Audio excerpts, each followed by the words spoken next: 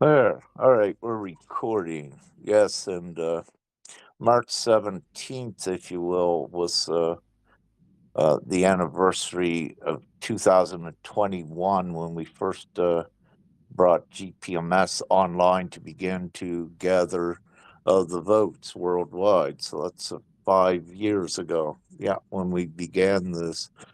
So, having said that, I'll begin right there because this is important with what we can call tribulation periods. So we're going to use the label tribulation because it does identify the times that we're in.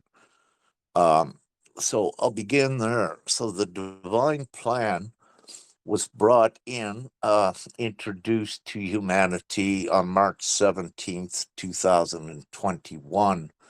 And again, so this divine plan is to gather all of the consents of ones that want the replacement system, if you will, but it is the heaven on earth because it brings absolute equality, abundance, freedom, um, joy, harmony, a great advancement for humanity as a civilization, and of course, frees them from all of this present ridiculous insanity, and the enslavement. So, having said that, as part of the divine plan, it was brought in March 2021. Now, what occurred more notably since 2012 linear year, a greater awakening began then. So you'll see many in 2011 and 2012, mostly from August 2011 and into 2012. You may come across ones that right around that same time, many were awakening. And because this great awakening and this time is not by chance, it's all preordained. That's why you had ones, awakening. No one did it intentionally, it just happened. But it didn't just happen as a random thing. And, very quickly, anyone can perhaps just relate to their own experience, how some of them woke up overnight, to know that you were living the lie with the old system, and you just realized the truth of it, how it was actually an enslavement system and all of the other things that went along with it. And each one individual's awakening experience, can be unique and differ, but foundationally or essentially, it is all the same. It's the transitioning where ones are awakened that you didn't intentionally do it from a conscious level, that at the soul level, it was time. And this is so important to say that because, again, what I need to say is that things are written here. There were prescribed, ordained for these times. What's occurring? Nothing is by chance. It is part of an overall divine plan. And the real truth for all of you here, as you most likely can identify with, everything happens for a reason. There is no such things as coincidence nor luck. There is a different set of properties, divine properties that are at play, if you will.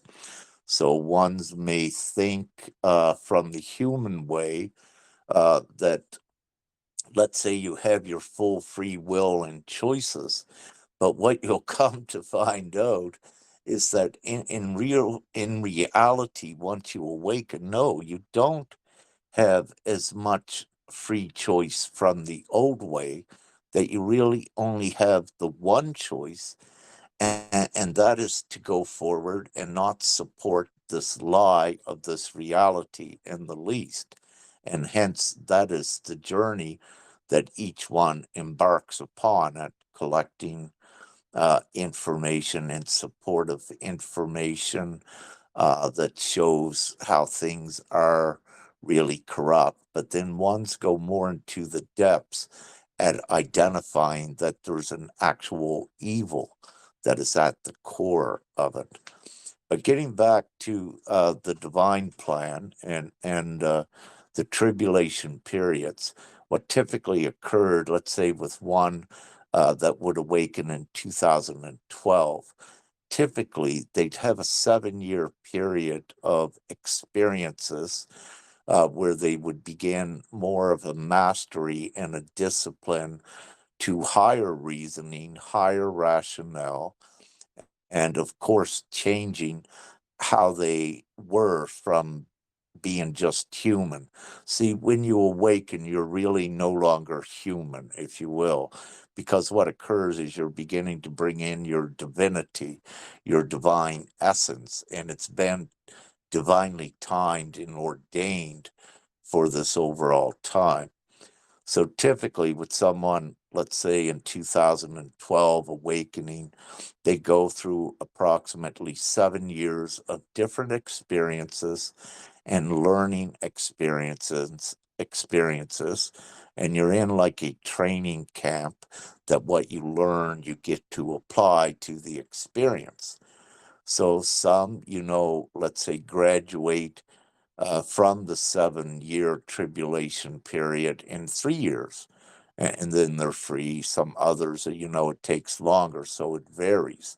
And then there's also very rarely that one does it, let's say in a few months or almost instantly. It all depends upon the individual and their divine role that they play here in conjunction with the whole thing. So, you have someone 2012, let's say, they go through a typical 7 year trial and tribulation, would take them to 2019. Then they should be done most of their inner work and have risen their self to the highest sustainable vibration. But then you'll have someone else that has awakened, let's say 2013, 2014. So then what you have is individual tribulation periods of experience that are overlapping each other. So, and this is why you'll also have what looks like repetitive experiences coming sometimes and what looks like looping, that you might be going backwards when you've already mastered what you thought was an experience, and then you find that you're being tested with the same thing again. What I need to say for once, and everyone on here, we're in an unprecedented time, that everything that you believe it is always constantly changing higher. So you have the guidelines, let's say, of textbooks and guidance from the past. But what you will find is that we have advanced divinely and consciously so much that a lot of the other things that were pertinent, the guidance and the teachings that was pertinent to the past, no longer apply. And this has to occur to advance humanity. So if you take teachings 2,000 years old, it kept humanity in typically that same state. But we're in an unprecedented time, and this is why new teachings are coming in and new ways to do things. So it needs to be understood this as well. But now, overall, what we have awakening, and more so since 2020, is more and more are awakening. So the masses are awakening more and more. Previous to that, we actually had, I think, in 2017 or 18, at that time, there was actually 51% worldwide that they weren't what you would call fully awakened. but they were awake to the point to know that something was not right. So whether you would not really call it awakening, but they had reached that point of preparation for their future at knowing that something wasn't right. So what we have now occurring is in mass. Everyone is seeing it, everything that's happening. So we've been, I would say, more in a more intense, significant tribulation period since 2020. So right now we're what, about 6 years into that intense tribulation period. But then now we need to go to divine GPMS. It was introduced in 2021, about a year after that intense tribulation period began. And it was introduced then because it come from the mercy and compassion of God at giving humanity a choice, giving them a chance to change things and avoid all of these tribulations of the last, let's say, 5 years.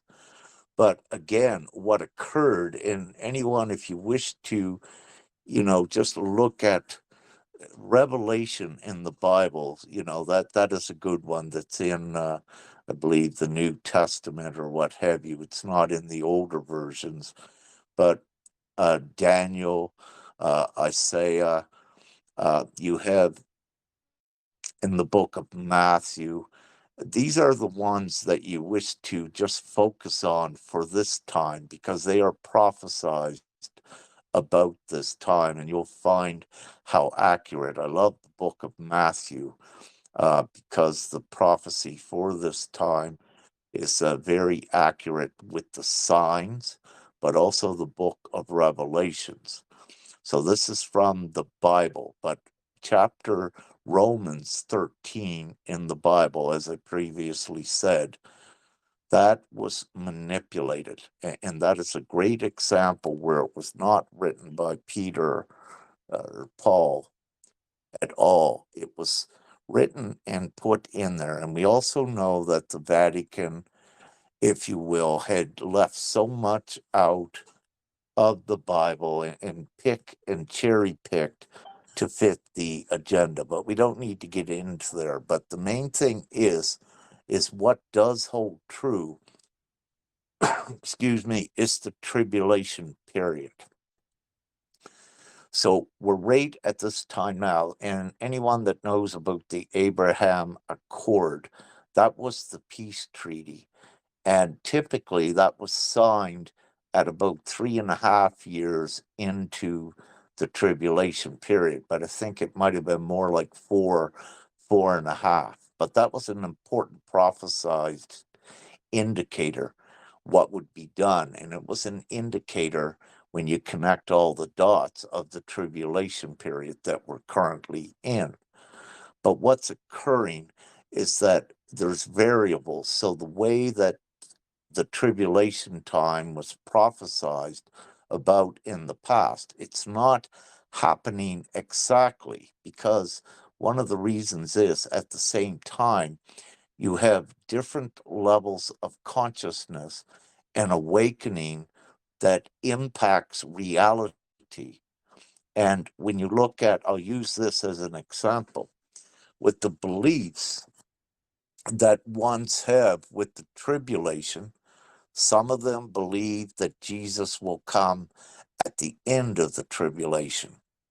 Others believe that Jesus will come. And when I say Jesus will come, I'm speaking about the heaven on earth because that's what accompanies it. And some will think that heaven on earth will come, that those will, with Jesus, if you will ascend or rapture, while the rest that don't believe, they are on a bifurcated timeline that goes into a great intense tribulation with nuclear war and all of these dark things that occurs. But the point that I'm making is because it's with the beliefs when they think and believe that if Jesus comes before the Great Tribulation, that is in conflict with the beliefs that he comes afterwards. So when you look at the beliefs and how it affects reality, then you can see that kind of a conflict or shuffling that it makes with this tribulation period. And that begins to make it more tricky, if you will, because you've got variable factors that are put in to the tribulation period. But what I'm going to give you is what, with my understanding with fathers, is what I have, is that we are in about the sixth year of this tribulation, and that my instructions on March 3rd was to put out the divine order, and it was sent to all 193 UN nations, all of the other nations. It was sent to the leaders of all of the major faiths worldwide, and it was sent to, uh, let's say, perhaps dozens of the mainstream international media. So they were all sent this divine order. And yes, I put my name on it, which it had to go on because I'm a representative of Father in the least, Father God, and with this divine plan. But what that order said was to all these governments to cease all of the war, all military stand down, and give the solution, divine GPMS, to begin ratifying that for your people, because divine GPMS is the full peace. With that, because the way it's constructed, there is nothing for anyone to ever fight about again, and there is no argument or any substantiating reasoning when everyone has everything and sharing in it all and thriving. So it had to be put out. We knew that the governments would not listen to it, because we did, several years ago, had given it indirectly to the US, directly to Denmark, and directly to Russia, and directly to some kings and queens of tribes in Africa, with no response. We didn't anticipate a response because the evil is actually identified. But for the record, the worldwide record, it had to be done and shared publicly that it was done. And because it needs to identify who is who.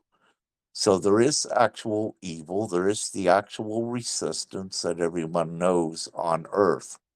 And the divine plan is to take all of those that believe in God, that are souls, to take them forward.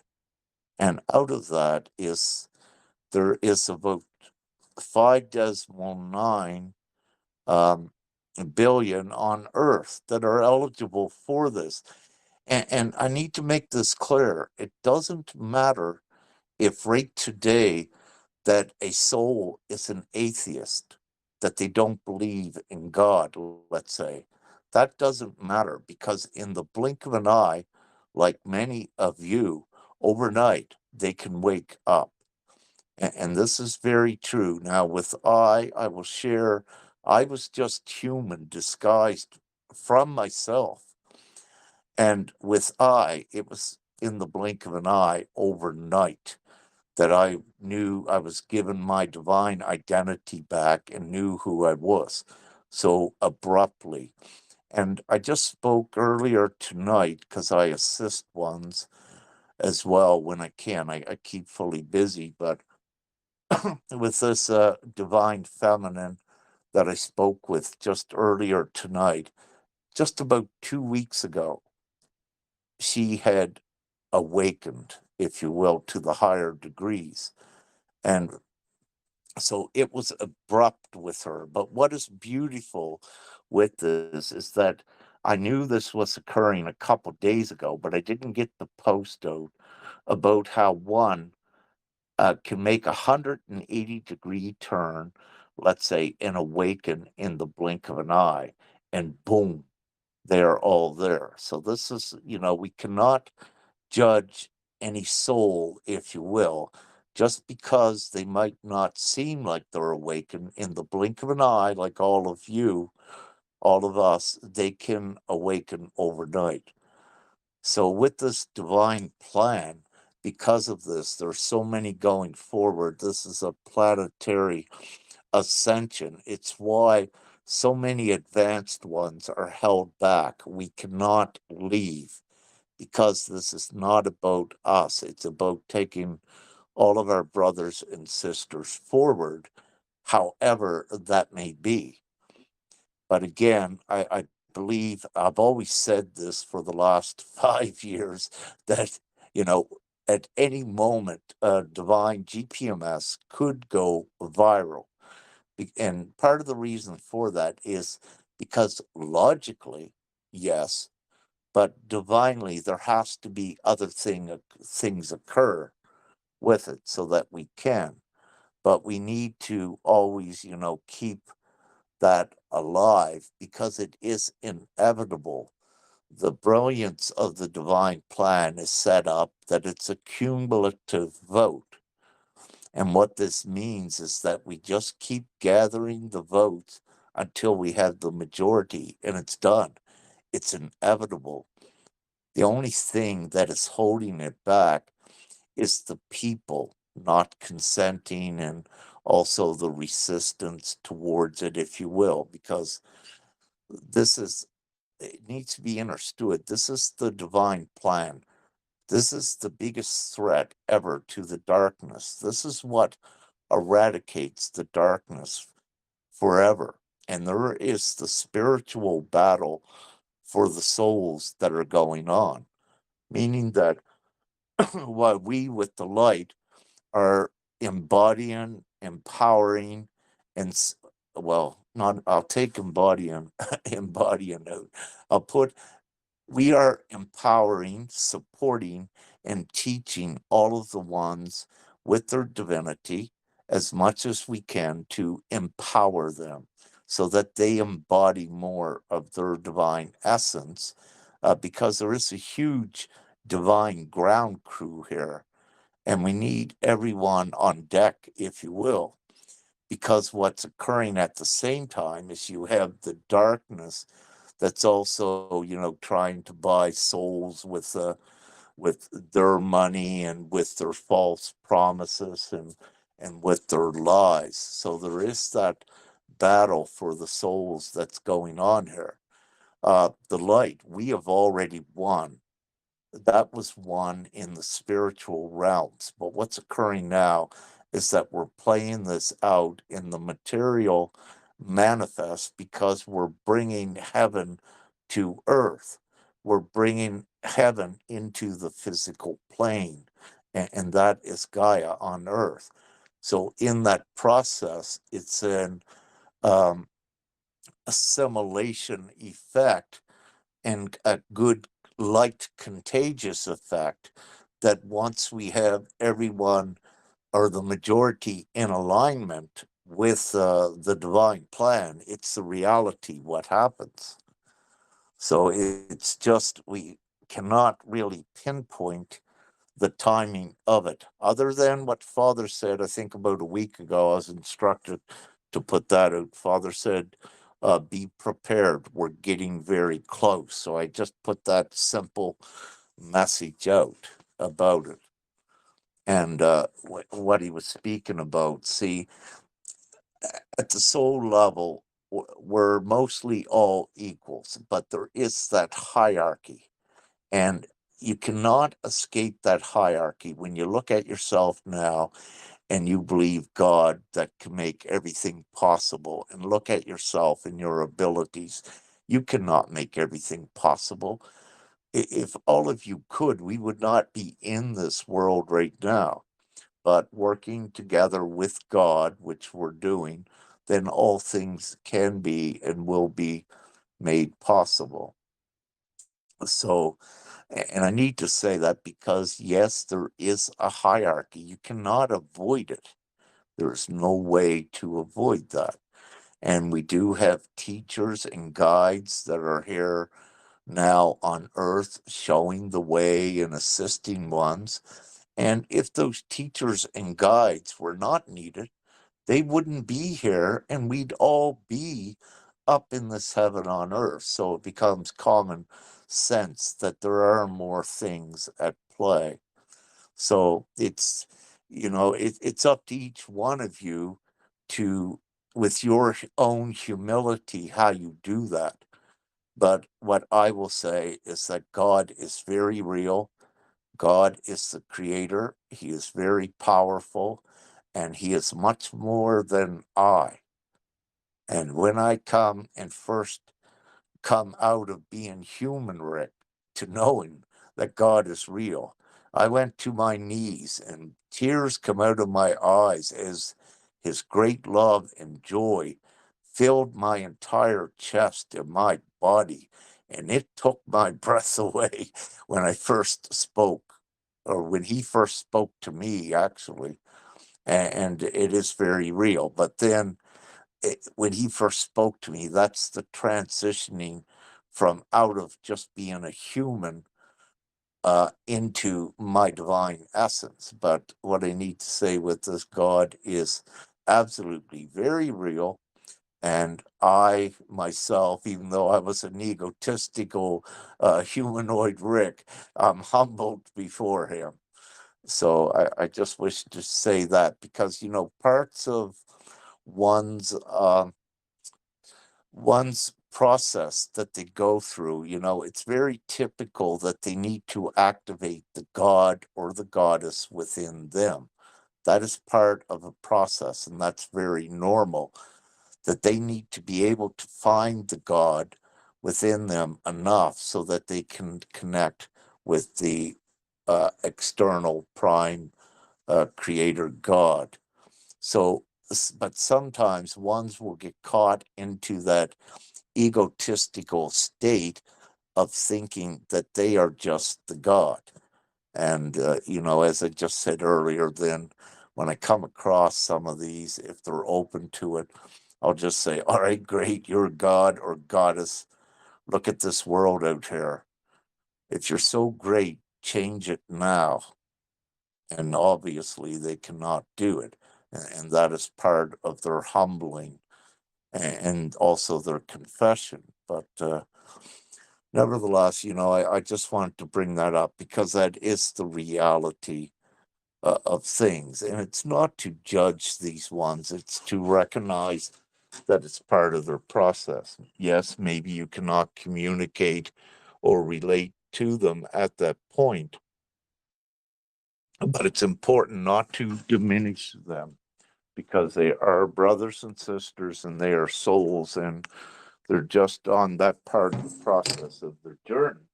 And it is a requirement, in the least, if they don't first have the full humility of God, then they've got to activate that God goddess aspect to bring them up to par so they can be humbled later.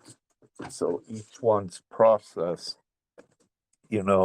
will vary, but it's important not to diminish any uh, unless they are absolutely evil, if you will. But I'll stop there. Do we get any questions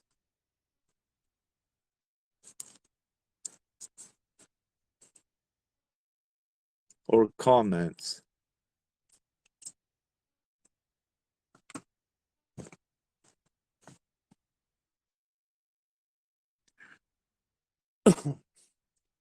All right, so pretty quiet. Last night, we had a huge shift forward. I don't know how much effect it had, other than I'm given that another huge quotient, a huge amount had awakened and made choices. They made decisions. They made the choices that I was speaking about earlier. They made the choices to instantly do what is right and be aligned with morality. So we saw this coming when we look at the indicators and examples. And I love to use the military with this for any that was watching that. You're seeing military beginning to refuse these orders. And this is very significant because what it shows is more morality is being instilled and that their conscience will not allow them to participate in this great harm. So these are micro indicators of a macro that's showing that the human souls are changing rapidly, but they're also coming into more of their power and not accepting these old ways from the beast system, this current capitalistic system worldwide, and the artificial laws that are designed to suppress humanity. So you're seeing them rise above it. And this is very important. So it is occurring. And it's taking a while, yes. But with everyone on here, it's important in your own way to keep connected to God and keep yourself connected to that and keep that belief. God, Jesus, Mother Mary, whatever is divine for you, at least keep that connection and keep the trust in it. And know that everyone's been awakened for a reason. This was not by chance. And if you were going to lose, you would not even be here tonight. And believe me with this that I have spoken and assisted many over the years, and out of those there's I could not count them, but let me say there's more than several or perhaps even a dozen of these individuals that know that they should have been dead, but miraculously they survived accidents or what have you. And also with these, there were targeted ones. When I say targeted, I'm speaking about they were targeted by the actual evil that is on Earth, incarnated in physical humanoid bodies as well. And part of what I do as a divine specialist, when you have one that was severely targeted by the darkness, then sometimes I will be connected to them with assisting them and empowering them. Because when you're targeted by the evil, if you will, and some of you on here might already know it, you have nothing, you have no hope, you're all alone, and it's a very alone, traumatic time. But also, it's also part of the more important one was to the future, the more attacked that they would be. And, it depends upon that individual if they could be put into great fear, if they could be intimidated or not. So, with each individual situation, it varied. But what is very true is the actual evil that is here. And we know where most of that resides in. It resides in the power regime. And it's not for us to fight it directly. We overpower it by replacing it, by gathering, because the majority on earth are souls.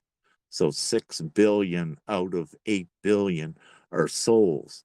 So we have that majority, but with the creation ability at bringing them together, which we're doing, it creates the reality where the darkness cannot exist in the least.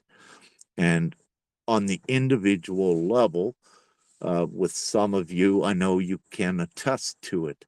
Once you mastered within yourself not being afraid of the quote authorities, unquote, you saw miraculously how things would change around you. So there's many that can give testimony to this fact that yes, it really works. That when you have no fear and you trust in God, your reality changes. And it changes to the degree that you trust in God and trust in yourself.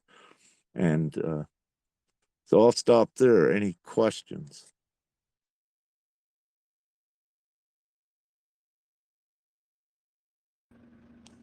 I have a question, Brother Rick. It's like this war what is going on the Middle East.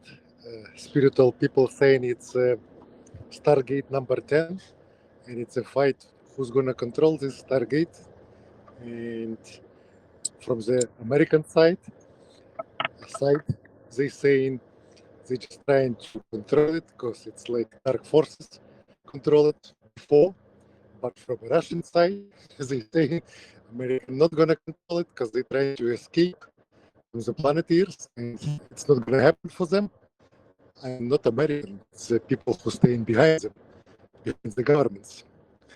So my question is this like I get it, it's a war about Stargate, but is the Stargate gonna be controlled by the lights?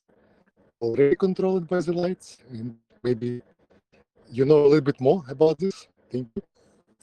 Yeah, you're welcome, brother. You were a little bit broken there, but I know what you said. The light is always one step at least ahead of the darkness. So with that Stargate on the Iraq-Iran border, we actually moved that, uh, I think over 2 years ago or over 3 years ago. It's no longer there. But what you're seeing is ones that are at another consciousness level that are coming up to us, that it's beginning to enter their field. So what is actually occurring? It is no longer there. We moved it. It's actually in Romania now, and you'll love that, brother Chris. But the thing is, that's what they're thinking and believing in, and they also use it as some of the propaganda. And even if you look back with Saddam Hussein and the Iraqi war, if you will, they brought that same thing up. It was about technology and the Stargates. But what I can say is that the Stargates are very real. Technology, holographic rooms in these mountains like Mount Gucheg in the Himalayas, also in North America, Brazil, all around the world. Because these are in the least, they are very important technologies that are also from ancient races with part of the no, I won't go into that so deep, but let's say they do exist, but also they're being prepared and activated for the future as well. So once we have humanity through this tribulation period and the heaven on earth is established, ones will begin to find also that you can travel, let's say, in a minute from one side of the earth to another, or what have you, and much more that is coming with this. But what you see is as well, it gets tricky because the darkness will use propaganda, false narratives as well to energize certain things. But with the darkness again, they make up lies and fabrications and to support their narrative. Like one thing, they were reporting that in Iran, when the war occurred, that ones were celebrating in the streets and in these cities. And what was interesting is when you started to get the report a few days later, all of these cities were bombed. So if they were being liberated, they would not be bombed, and many civilians and innocent women and children killed. So it becomes obvious as well, as an example, how they use the propaganda. And also with Iran, prior to 1953, Iran was doing great as a democratic country, if you will, and were nationalizing their oil so that they could benefit their people and their country.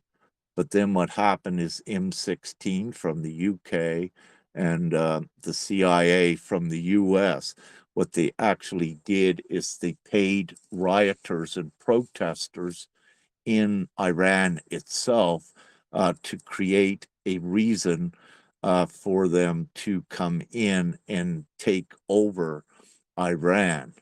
So ones need to know the real history, but see, here's the thing: so many don't know how the darkness actually works. And that's why at times it becomes difficult for ones to discern who is the darkness and who is not. But having said that, with the Stargate and other technologies, we have moved that Stargate, if that answers it. Yeah, thank you very much, brother. Yeah, with Iran for sure.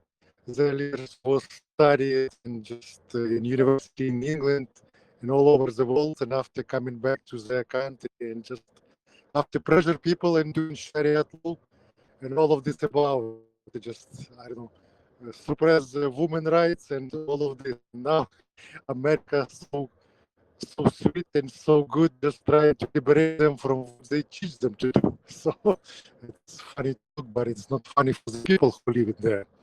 Yeah, but it's like, yeah, it is what it is. Thank you for answering. Yeah, it's good.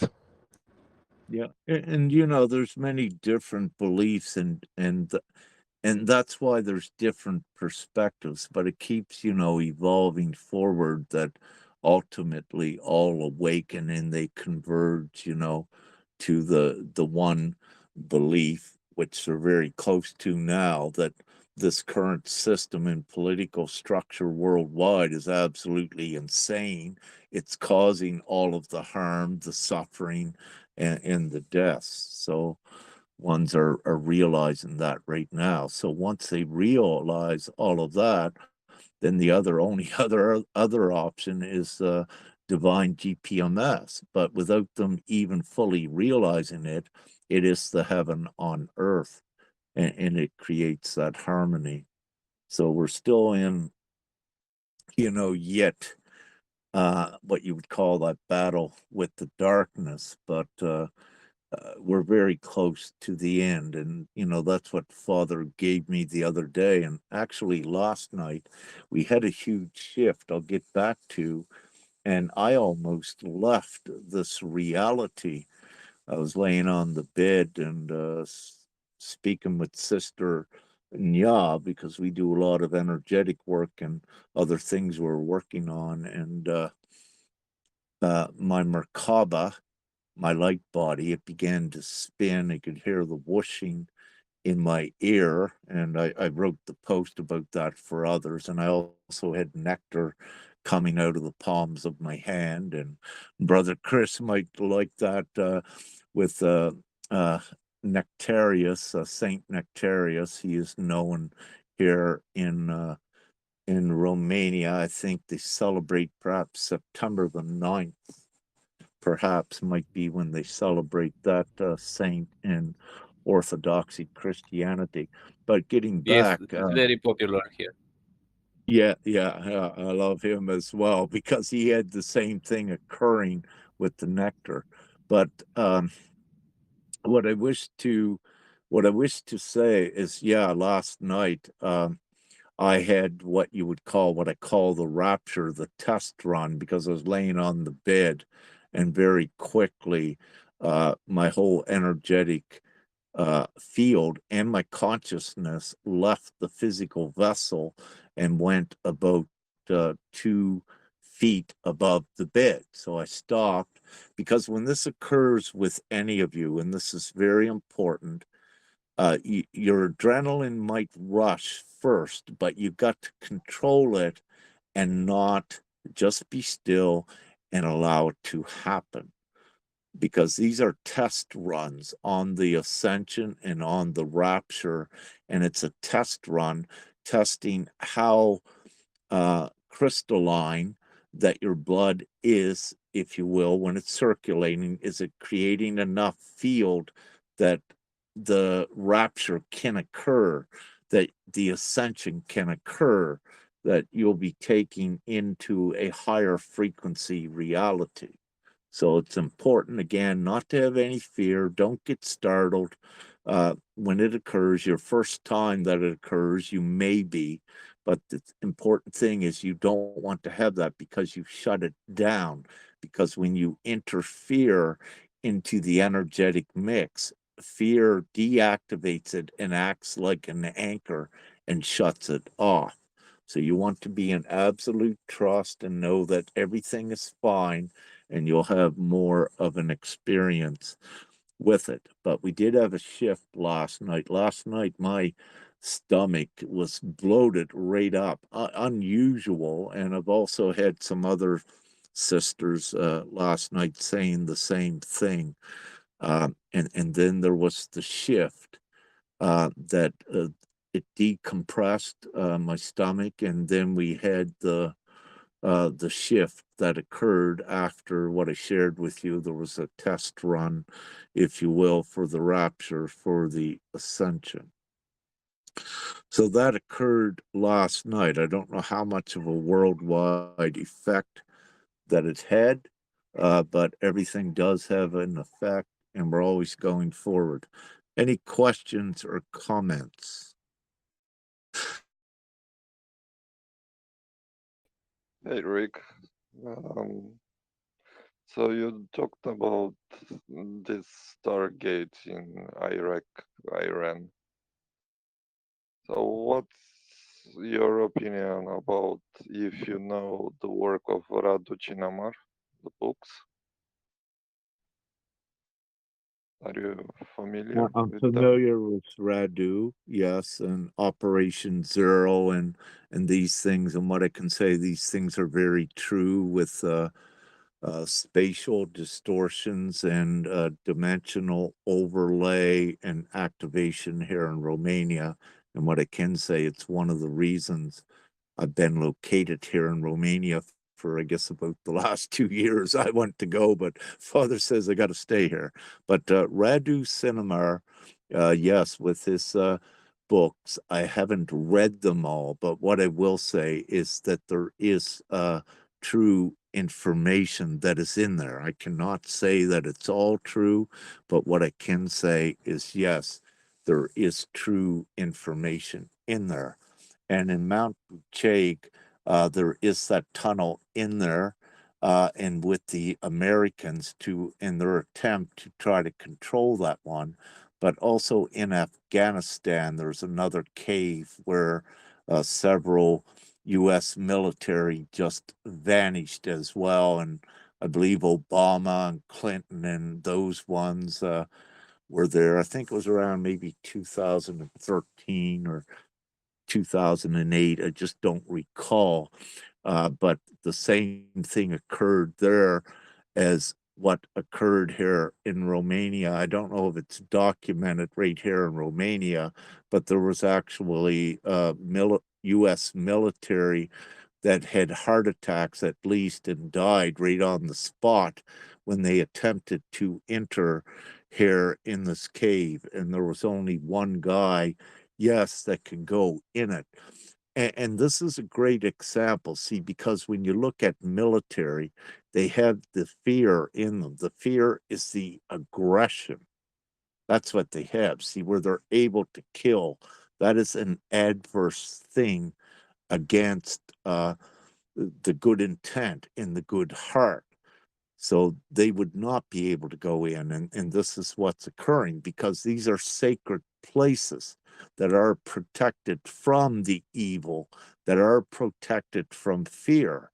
And that's why the evil cannot access them, but they cannot use a good, genuine soul either to go in there because the intent is distorted. So they can never get into these special areas. They may make up stories and say that they're most powerful, but these are lies. They only say that to get ones to believe it. But go ahead, Virgil.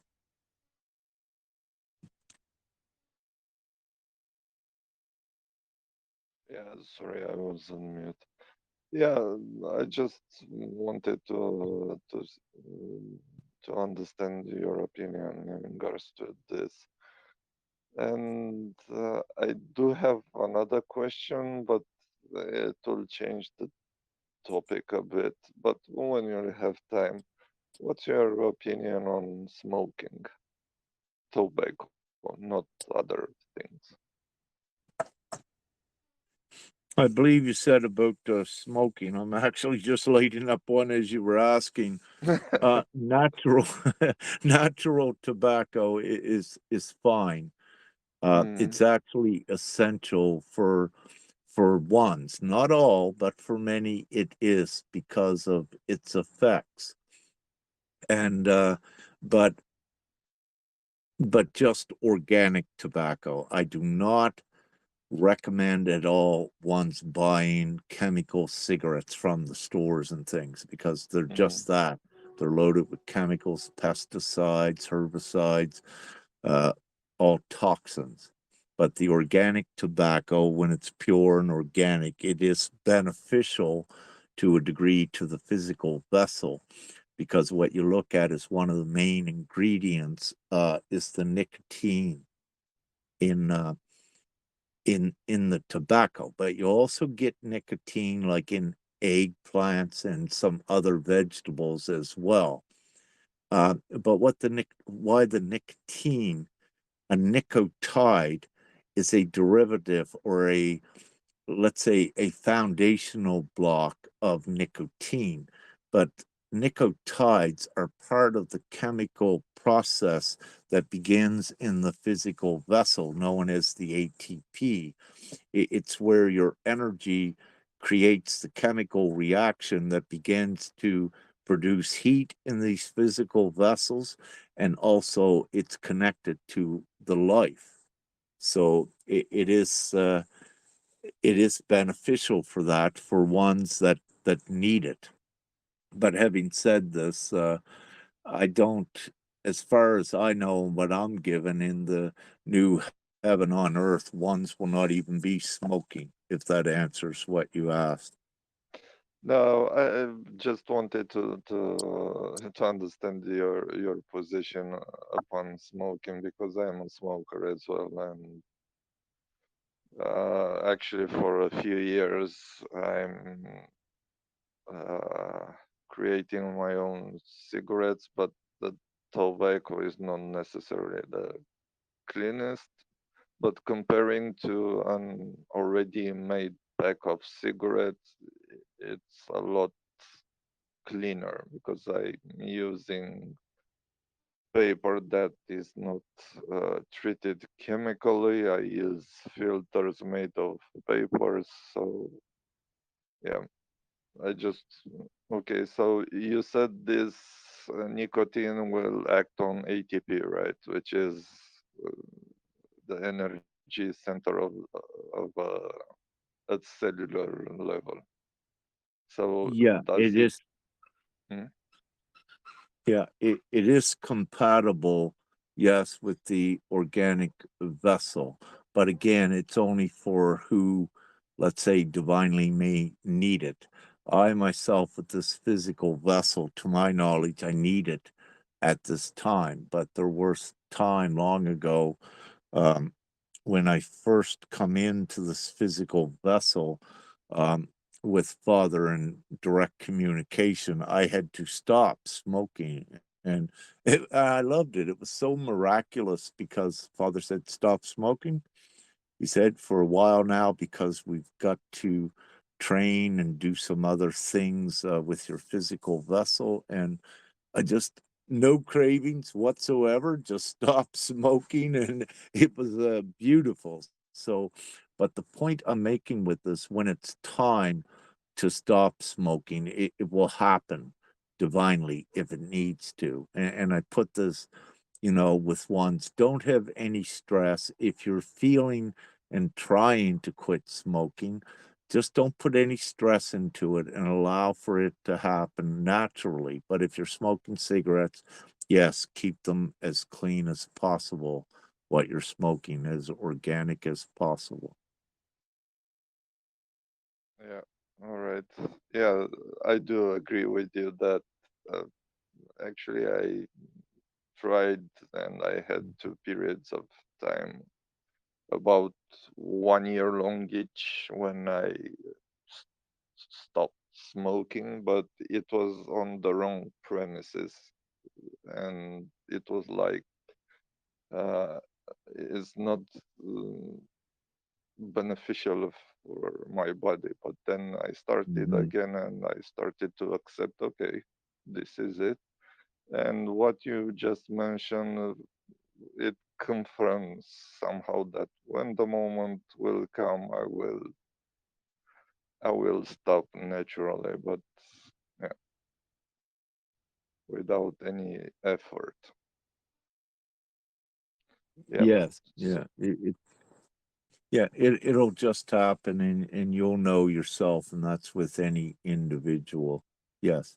That's the way I like to put it because truly that is the way it is. And we don't want to create any stress or fear for ones, because if you create stress and fear, then you're actually energizing it more that you'll want to mm, have more cigarettes to get pacified. So it will actually have a psychological adverse effect on some at least. So keep it as easy and simple as possible. And this also deals with divine trust, meaning that if you're trusting fully that divinely when you need to quit, you will, then that is the more powerful way to be with it, because then you're not creating any questioning, should I quit smoking or what have you? Because when you do that, when you question things, that is doubt.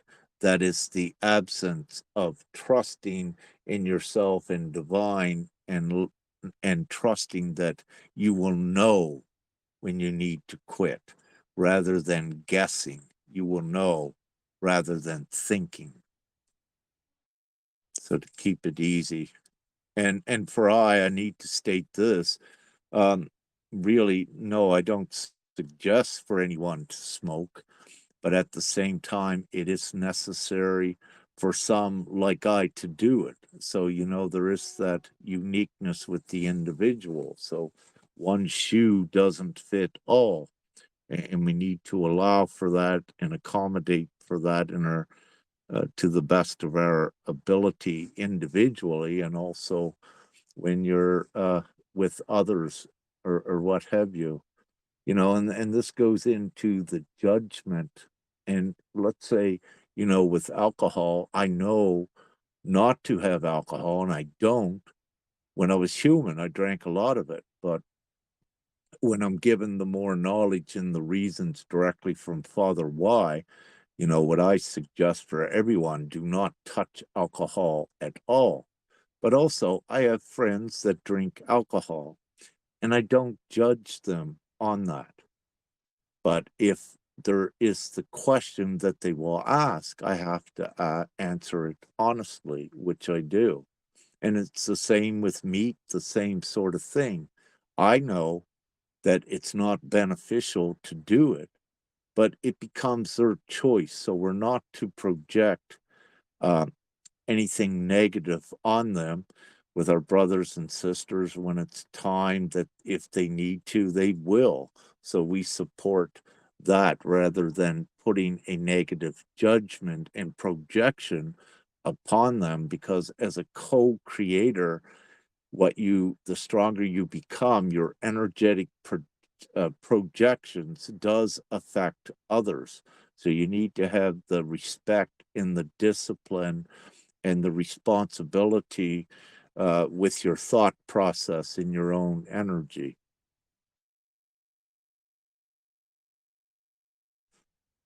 If that answers it. yes, yes, indeed. Indeed. Thank you so much. Yeah, you're welcome. Any other questions or comments?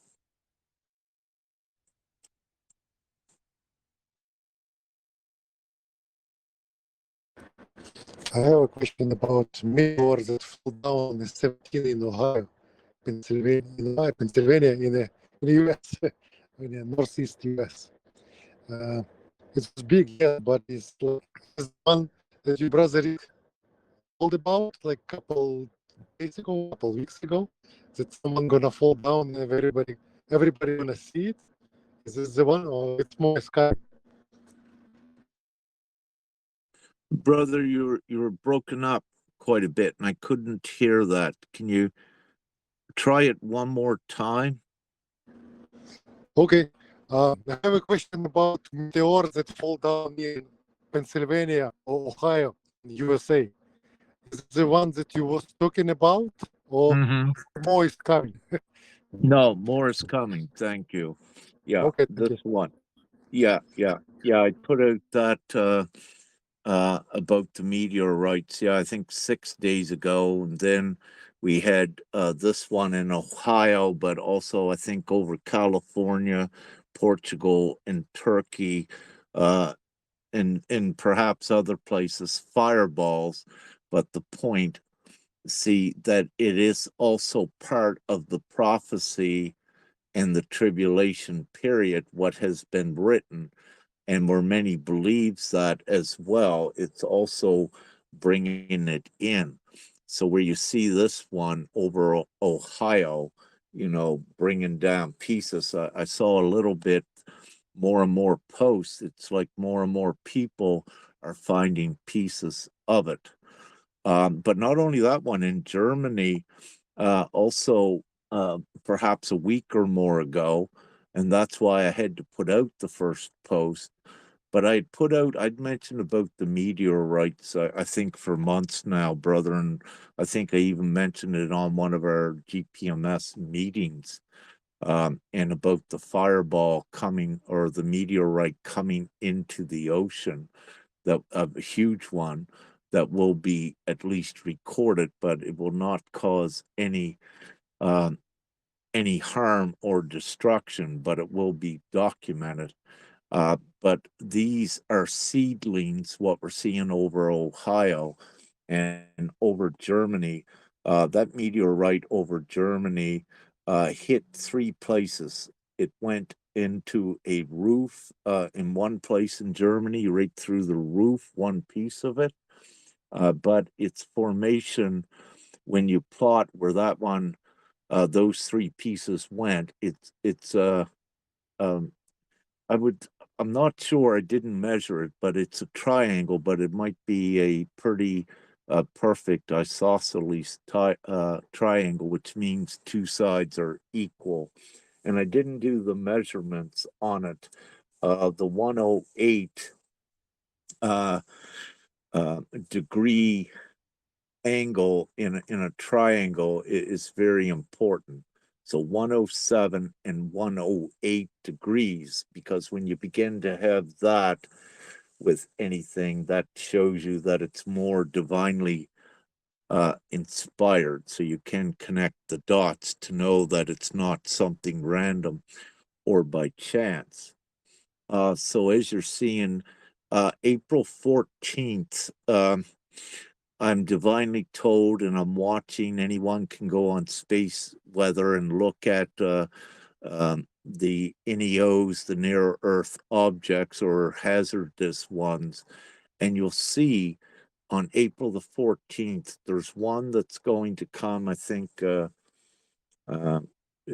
in between the Earth and the Moon, but I think it's 20 meters wide or something. So this one is, let's say, double the size, or perhaps even bigger than that. I think it is, than the one that broke up over Ohio.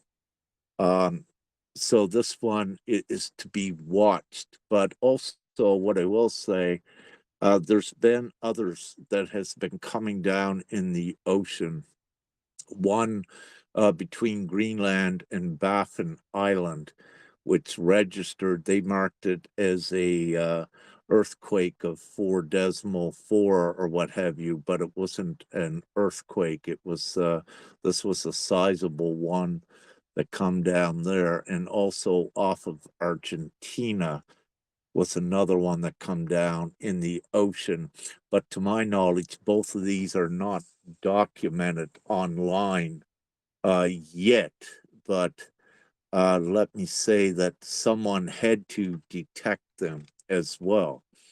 So we're seeing this, and this is not to spread or instill any fear again, because those that believe in God, in the Ascension, you know that you can walk through the valley of death and nothing is going to harm you.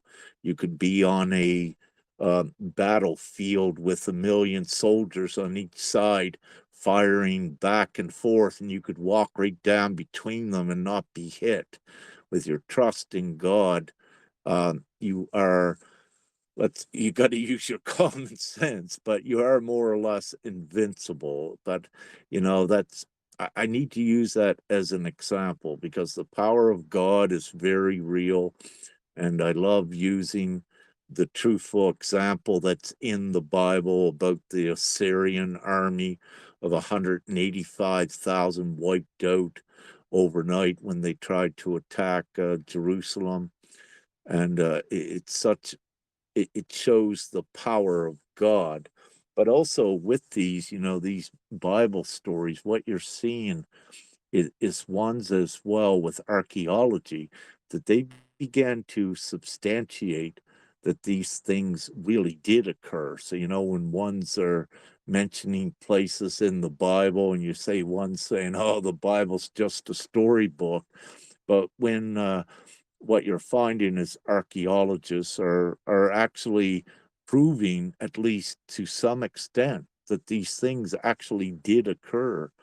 And with the flood, I had to look at, which was interesting the other day, because it varies. I checked on the flood for the proof of that, of Noah's flood.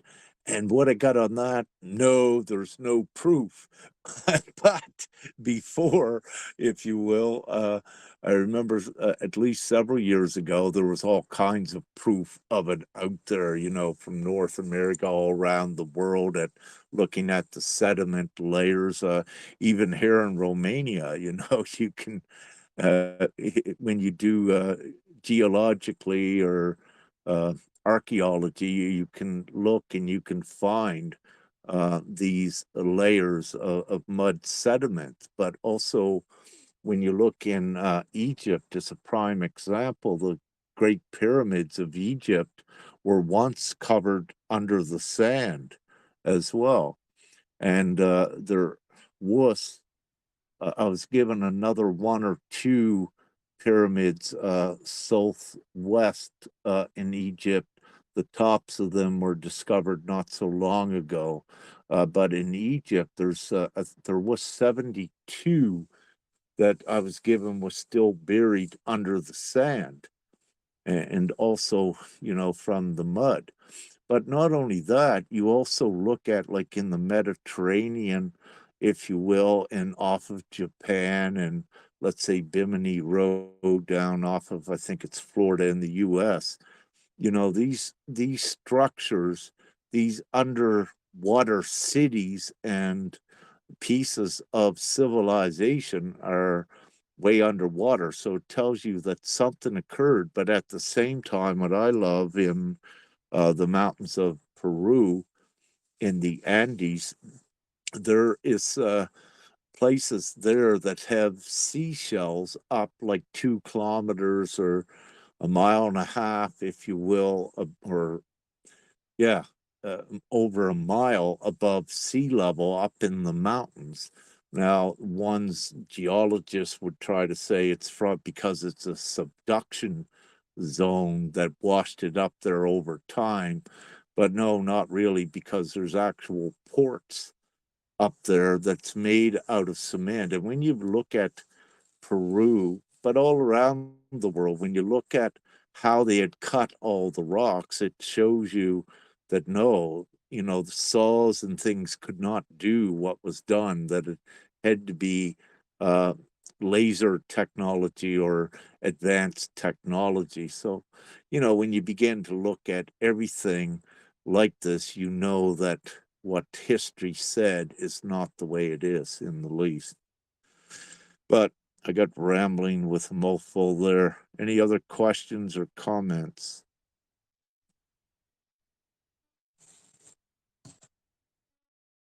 Just give me a moment. I'll be right back.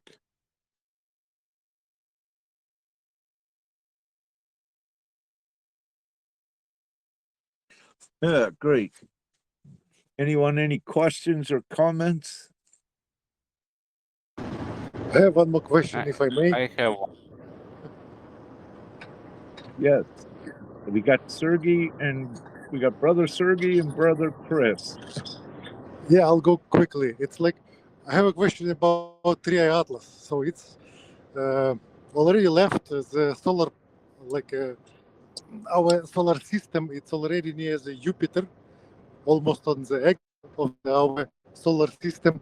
And I remember you brother wrote down some information a couple of months ago in October, November, that as soon as the March gonna come and 3i Atlas gonna be somewhere close to the Jupiter, some significant things gonna happen, or some big changes gonna happen. Recall what is exactly was. Maybe you can clarify a little bit. Yes, brother Sergey, you're correct, and that's what I said back then, and I still hold with it. I think at March 6th, 3i Atlas was supposed to be at its closest to Jupiter. What I haven't received any information other than what I will say, brother. It feels like it vanished, that it served some sort of a purpose. And that's all. Oh, no, I can add one more. If you watch the sky right now, you'll see Jupiter. Oh, yeah, yeah. All right, I'm receiving now. So what I've said a few days ago, or several days ago, over Europe in the night sky, what you will see over the constellation Orion, we call it Orion now because of the Alpha, so it's no longer Orion constellation, which was the Omega. The Christ has taken it over for the new um, new reality. See, that constellation is an actual toroidal field, a dimensional gate, and that's why it's structured. You're seeing, when you see the three stars as the belt, those are only 3 out of 9. You're looking at a circle, a ring of 9, but you're only able to see 3 because you're looking at it straight on from this direction. And then you have the two, whatever you would call them without me getting too scientific with it, but it creates a toroidal field. But getting back to what you said, now over Europe, with the bottom of Orion, which is also the hunter, with the bottom of that foot, that makes the bottom of the Star of David a 6-pointed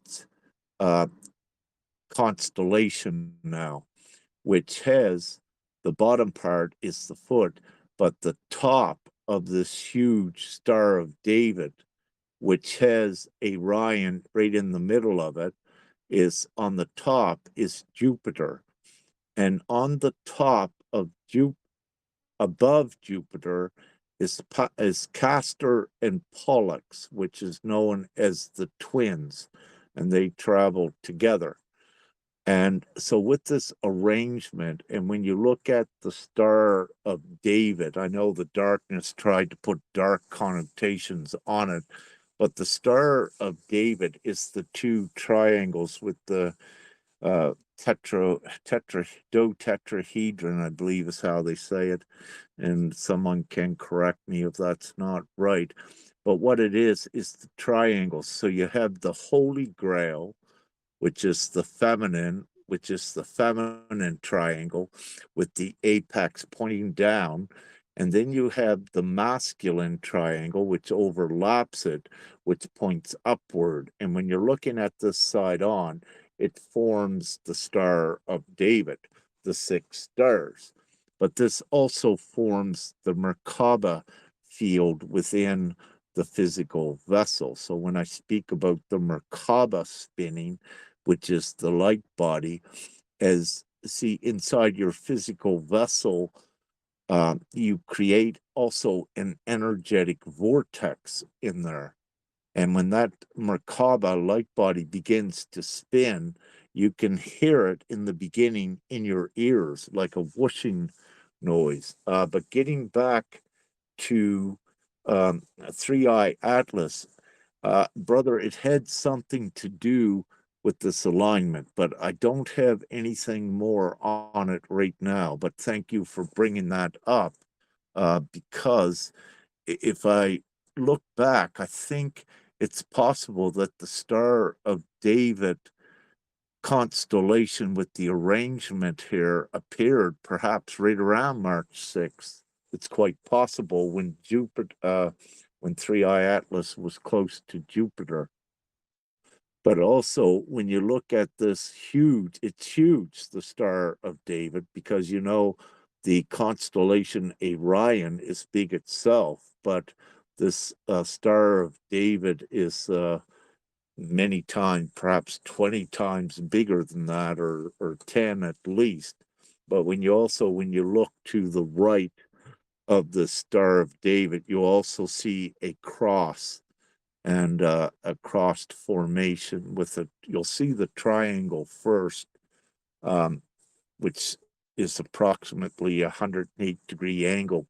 Perhaps on that one, I didn't measure it, but it's a cross, and that's right beside the Star of David, and that's very important. I don't think they call it the swan or the cygnus up here, but it's a cross as well. So what you're seeing in the skies is not by random as well, that things are aligning with that. But brother, I don't have anything else other than that on it. If that No, it's okay. Yeah, I understand. I mean, like, Triatlas did his things what he's supposed to do. The results we're gonna see it probably a little bit later, or it's already working, but maybe we are not seeing yet. So it's all good. Thank you. yeah, you're welcome. I think so. I think that's what it was about, what I just received. So that's what come in. So yeah, and so it did something, and I think it did this. Well, I don't think, because of that come in, it did have a role to play in the Star of David alignment. Yeah, brother Chris, you had a question or comment. Yeah. So first, when you talked about what I and others say, it's that awakening time, and it does not happen like in a party, sitting in a pool and drinking and having a party. Usually, it's very tough, and this is why it's called the dark night of the soul. So when I started to recover from this, which actually began for me the so let's say around 2010, something like this, and was very hard in 2011. But after this, I started to balance myself doing, what do you think, inner goddess yoga. So when you say it, but inner god, inner goddess, this is very familiar for me. This was very good to me because people live a lot in the outside, for the work, relation, family, and sometimes we forget to go inside. And this, between others, this is what happened with a lot of people in virus is crisis. Oh yes, in 2020, I I started to call it like this. So in Hmm. 2020, and when people were forced to stay in their houses or not go to work, for many was such a hard time, but for others, including for me, was a bliss because I turned back to my notebooks, my experiences, my spirituality, of course, and I plunged deep within me. And so this is good anytime to write your thoughts, Yeah. to be very inside, to focus on the inside and on spirituality. But this also was had a lot of negative effect for people. And coming back to the uh, discovering of shells, I wanted to mention that I studied the history. No, I like a lot history, and actually I remembered when you said about this in Argentina or somewhere that also Aristotle, he made a trip in Egypt, something like 300 years before Jesus' time, and he found with the support of the locals some seashells, maybe 1,500 meters, 2,000 meters up on the mountains in Egypt. And he realized, and he wrote in his books, that also there was a sea before. Hmm. Yeah. So before Egypt being land. So very interesting. But so now we know a lot from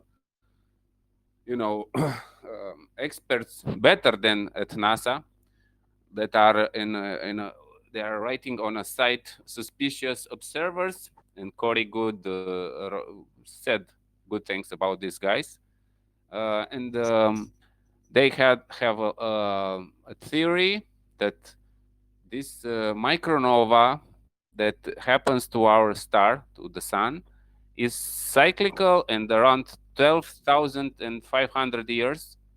So every 12,000 years, our sun emits something like, micronova, a lot of plasma, and this is like a electromagnetic and an energetic restart for the planet, for the solar system.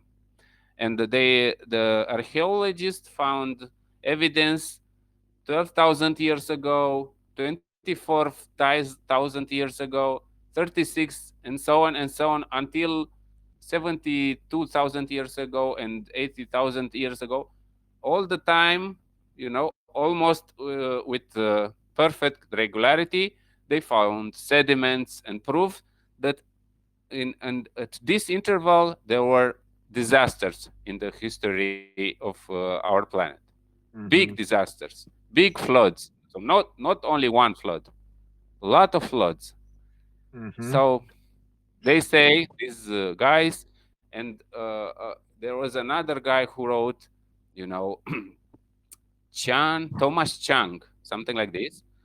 He wrote Adam and Eve story about these cyclical disasters in humanity history. And the word is that CIA got this book, and then boom, started a program to build these deep bunkers, deep underground cities, some secrets, and another alternatives. They were called alternatives to save humanity. Another was, of course, colonization of space, which they did it through secret space programs, and this is this is why we are here.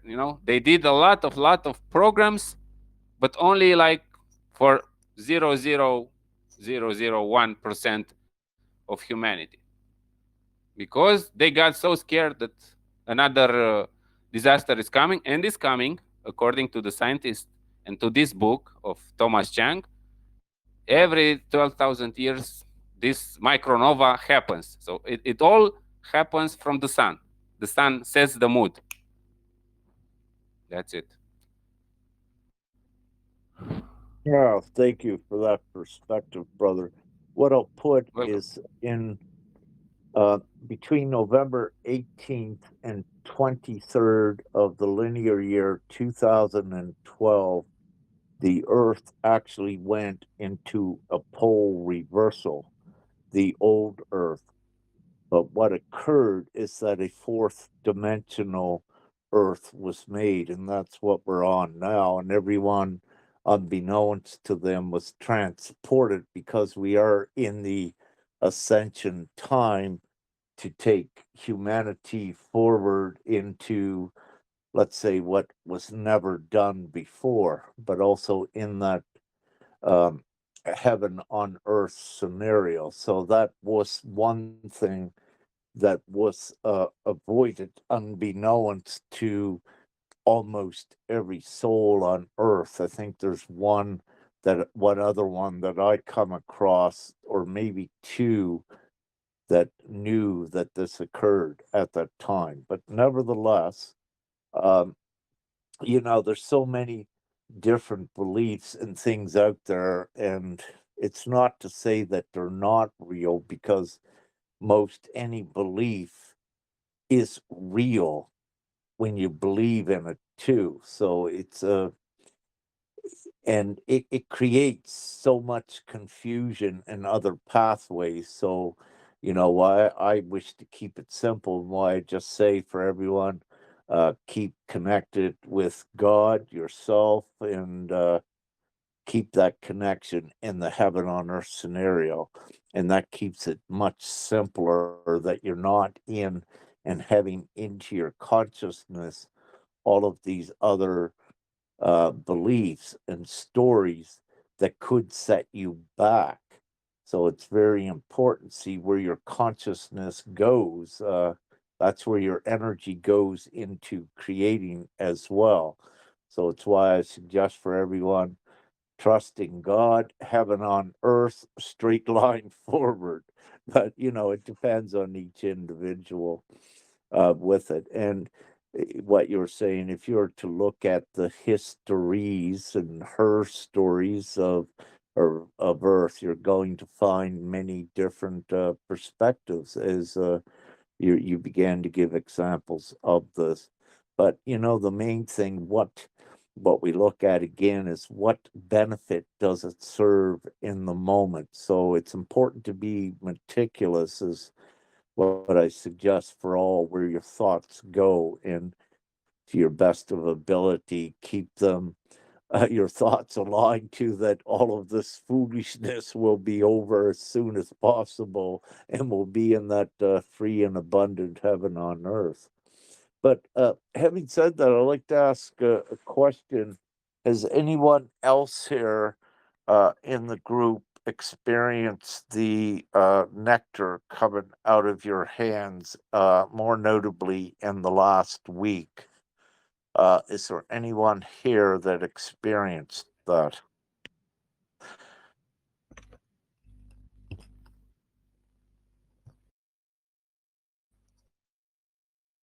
What about you, Sister Agnes? You feel like you would be a prime candidate. Did you have any of that sticky substance? It will come out. Most of you most likely got the M's on the palm of your hand, and it will come out usually on that crevice that is closest to your fingers, or also the inside of your knuckles where it bends.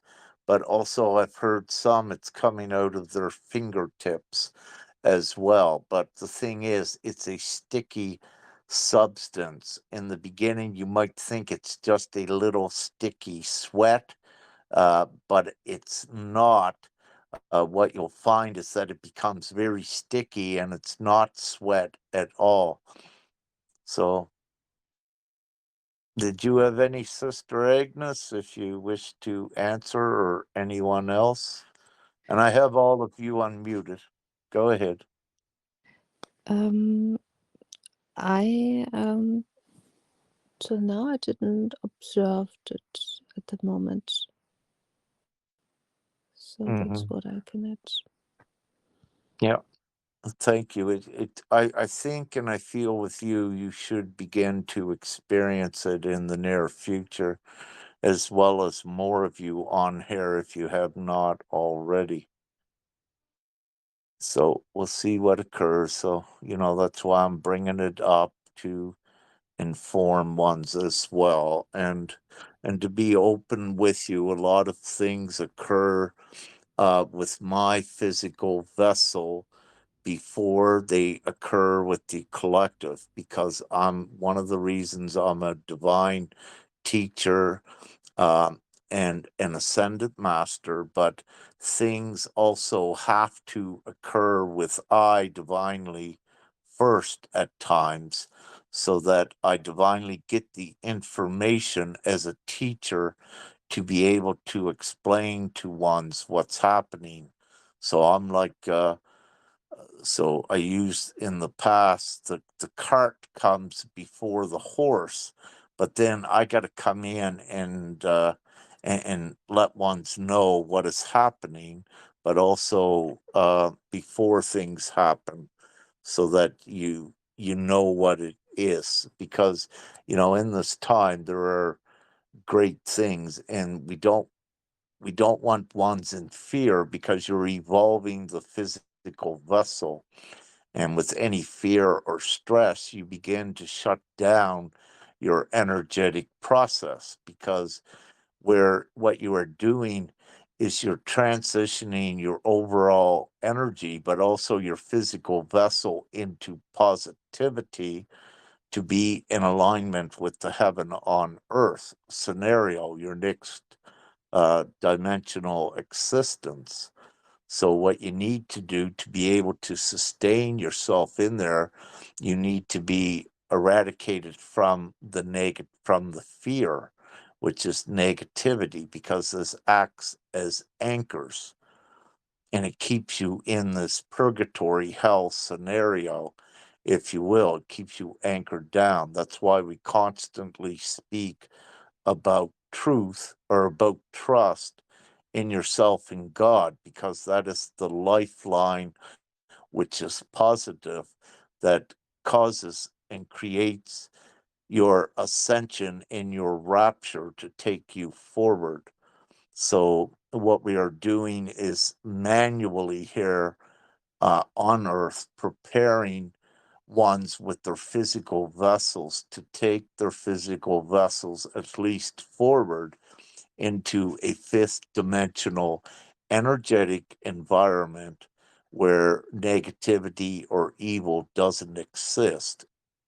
Evil and negativity, when you use the analogy that Earth used to be 3D, but the darkness was using the energy from the fourth dimensional um, level or spectrum, however you wish to call it, to control humanity. But as I said, in 2012, everyone was then put on the level playing field of fourth dimension. Third dimension was wiped out, and then ones could access the fifth dimensional divine abilities and qualities. And this is why the darkness has lost and is losing, that it is inevitable, uh, again, because of the creational um, layers, and how things really work. So it's important, with the physical vessels. If it was not important, you would not be told to watch your diets. You would not be told to do the inner work to purify yourself. As I said before, if these things were not important, they would not come into your awareness, and because it's part of your alignment as well. So it's obvious that yes, they are important, because you're taking the physical vessels through the dimensional rift to the fifth dimension, going through the firmament, if you wish, as well, which is a good one. Any other questions or comments? Mary, I think you got your signal light on. Are you there, sister? You were going to have a prayer last night, and I was so busy, and also today what I was working on, but hopefully that you had the online prayer session. And we may also get it set up in the future on this channel that we'll open it up so we can have a prayer session, if you will. Yeah, Would you there you like me are, to pray Mary. the? Yeah, it's Martha. Would Martha, you I like me to? mean. That's all right. Well, I am a Mary. Would you like In me to that. pray the prayer anyway? It's short. Yeah. Let's hear it. Please oblige. Thank you. Sure. I'm driving. Let me pull over so it's safer. Just a moment. Yeah. Well, this is the Lord's Prayer, but us we English speakers are used to hearing the Lord's Prayer that was translated from Aramaic to Greek to Latin and then to English. But there's a version that a friend gave me that goes straight from Aramaic to English, the way Yeshua would have taught his people. So, um, just a moment. Yeah, that I was, sounds great. I love it. Yeah, whenever you're ready, go ahead, please. Thank you. yeah, I don't want to park in front of this spot where people can put air in their tires. I'm leaving that one free.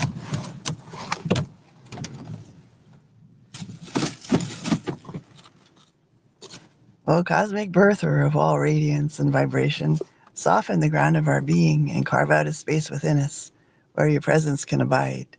Fill us with your creativity so that we may be empowered to bear the fruit of your mission.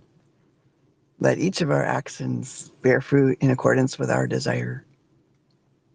Endow us with the wisdom to produce and share what each being needs to grow and flourish. Untie the tangled threads of destiny that bind us as we release others from the entanglement of past mistakes. Do not let us be seduced by that which would divert us from our true purpose, but illuminate the opportunities of the present moment. For you are the ground and the fruitful vision, the birth power and fulfillment, as all is gathered and made whole once again. Amen. Amen. And we're allowed to say that, I know, with the words, that some with the spelling thing. And but with that, yes, I say amen as well, because for amen means that respect and also that sealing and confirming something sacred. So thank you Yeah, so much, sister. you're welcome. Well, I Yeah, I was taught believe. that amen means yes in Aramaic or Hebrew. I Amen love means that. yes. But what they've done over the time, the darkness has made spins and connotations on these words to trick ones as well from not using them. So it was with the Oh, spelling, but what occurs with some, they take it too far, that the spelling of certain words becomes a yeah. spell itself. And if they keep going, they won't be able to speak, if you will. So, but this brings up an important, you know, an important topic. So, what I wish for everyone to know, that you are co-creators, and the words, you can make them mean what you wish. It's about your intent, your good intent. So, when you say amen, that means it's sacred or what have you, rather than the darkness with their spins on things. It seals a prayer too. But you could Exactly. say aho. The Native Americans here say aho means yes. Yeah. And so it is. And so And it a is. new one just the other day. Then instead of saying "and so it is," I say "and here it is," to get it here quicker, if you will, with the prayers. Oh, Yeah. oh. That translation came from Mark Himmelstein. So I always pray for him and his well-being. Not sure if I Yeah. know him, but that sounds also like it's from the No, he got on Hermetic. the chat. Sounds He got on familiar. the chat about 2 years ago. He's on this. Mark's on this. Marcus. He's on this Oh, site. Marcus. Yes, yes, Yeah. yes. Yeah. Hmm. Excellent. Well, thank you so much, sister, for giving us that prayer. I feel it. It's so beautiful, and you're a beautiful soul as well. Thank you. You're welcome. So, with that, any other questions or comments? See, we had a few come in late, Brother Terry. I always love to know what's going on with my beautiful brother, and Brother Frank, Sister Lodi come in a little bit later. Any comments or questions? Terry, you're thinking of what you can ask, aren't you? Yeah.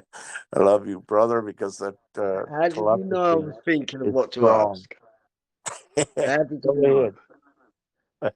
Because I've in the last 3 days, I've been trying to send you from my mind a message to have this open mic conversation. And like I'll sit here sometimes and I think, is that you replying to me? So I don't know whether it was because it seemed that you was, but it was probably my imagination. Um, Let me say, there was something, Terry, when you did come in a couple days ago, and it was something I believe surrounding this open mic, but I also knew divinely that we had to have one. I was actually going to have it a couple days ago, but I got divinely put to do something else. Do you got any nectar coming out of your hands, brother, yet? I believe I had a small amount on my right hand Yeah. yesterday. Very small amount. First of all, I thought, what is that? And I know that I'd washed my hands because I'd just finished cooking something. And then I thought, oh, what's that? And then it clicked. I thought, right. But it was a very small amount. Mm-hmm. Yeah. Yeah. That's it, brother. I know it is. Yeah. I'm just bending my hand here tonight. I feel a little bit of stickiness, but last night it was huge that, just Right, like if you right, had a right. melted That's good. candy in your hand. That's good because it was sticky. That's why I said, oh, well, I've just washed my hands. Why? And I was thinking, why is that sticky? Yeah, It was sticky. exactly. Yeah. So that's a good sign. Yeah. Any questions, brother? No, I'm fine. I'm fine. All right. That's good. Anyone else? Any questions or comments? So if we're not getting this nectar on our hands, does it mean anything? No, no, no. Some are getting it and some are not. But it's, we have this individual basis where everyone is at in their process. But I'm mentioning it because it's becoming more prominent and more will be getting it. So it's as a teacher, just informing ones, if it comes, that they are informed and know more about what it is. Are you getting any from your fingertips or your hands? Nope. Nope. Not yet. I believe you'll soon have it. Oh, Perhaps if and when I do, well, no, when I do the next telegram up open mic like this, we should have more that will attest that it has occurred. So this is good. It's yeah. For the, So for it's for the great. small amount that I had, I've got to say, if you, I only found mine accidentally. Um, but when I found it. So people could be actually missing it and washing their hands and washing it away. Hmm. So that's just a comment I'd like to make. Yeah, exactly, brother. Because it'll come like subtly or just a little bit that you might just not really know what it is, or you might not even feel it in the beginning. But when you close and open your hand, that is that is the best way to feel it. And you're absolutely correct, because with I, when it first began to come again uh, several days ago with I, the first thing I thought, I said, "What? My hands are washed, and how did I get something sticky on it?" And that was the first thing. Then I come to realize, or Father told me, it's the nectar coming out again, and I've had it. Uh, yeah, over the years several times, but it was just so long since I had it before that, I forgot. My first thing you think of, it's something that you got something sticky, a candy or something, but yeah, but then no, it's not, and then it's been coming out, uh, which is good. So yeah, so you can just pay attention to it, and that's what I suggest for ones. So sometimes, as Terry's saying, it's just a little bit, and then it may be more intense at times as well. That you'll feel it even more, that you can't ignore it. Any other questions or comments? Was there? I have Go one, ahead. Uh, I a just short told one. So one night, really, these last nights, I felt like a whoosh. I heard like, but I thought it's from, arteries, from blood circulation. But actually, it does not happen to me. This, or extremely rare to hear this whoosh. I'm not absolutely. sure, so I'm not saying it was, but maybe it's a Well, there, possibility. yes, yes. There's several things that occur, and also with the ear, in the inner ear, things are changing as well to identify and hear other frequencies. But with the whooshing, several things can occur. This, but with the whooshing, with the Merkava spin, it'll be a if you could hear that. And if you lay still when you hear it, and you slow down your heartbeat, you'll see that it remains the same at the same speed. So it tells you it's not your blood pressure, if you will, that it's actually what is actually occurring is your energetic Merkaba with the vortex inside of you. You don't know it, but energetically the molecules are spinning. But also, there is the other important thing. Uh, a few weeks ago, with the crystals in the neck, when ones would move their neck, it would sound like little grains of sand grinding together and little crackling and things. So there was a huge, see what the sun does.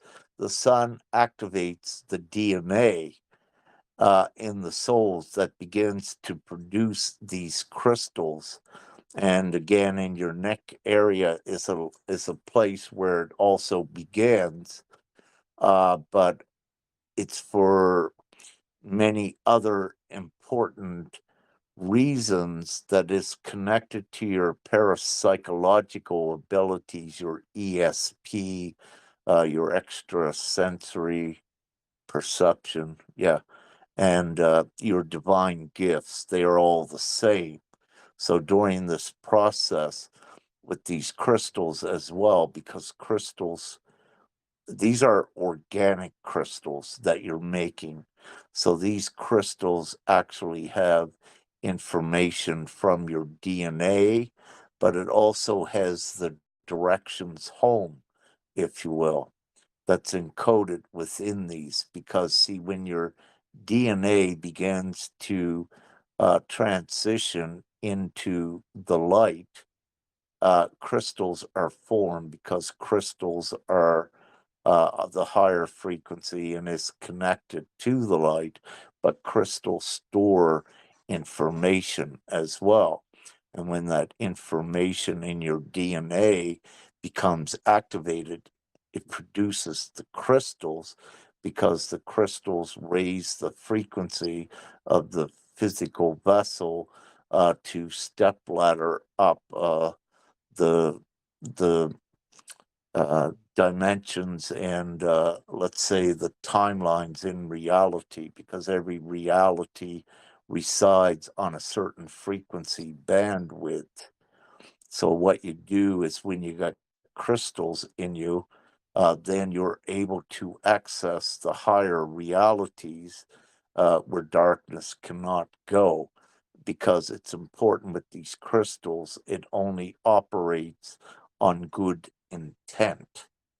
And that's why the overall divine plan and heaven on earth, no darkness can ever enter it, because it is your spark of light, which is your good and purified intent, that activates the crystals to be able to reside in the heaven on earth scenario. So in the neck, but I get kind of off track.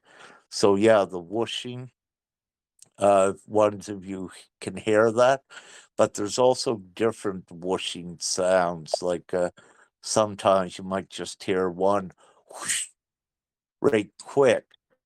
And sometimes this occurs if you are quickly descended or ascended into a different timeline.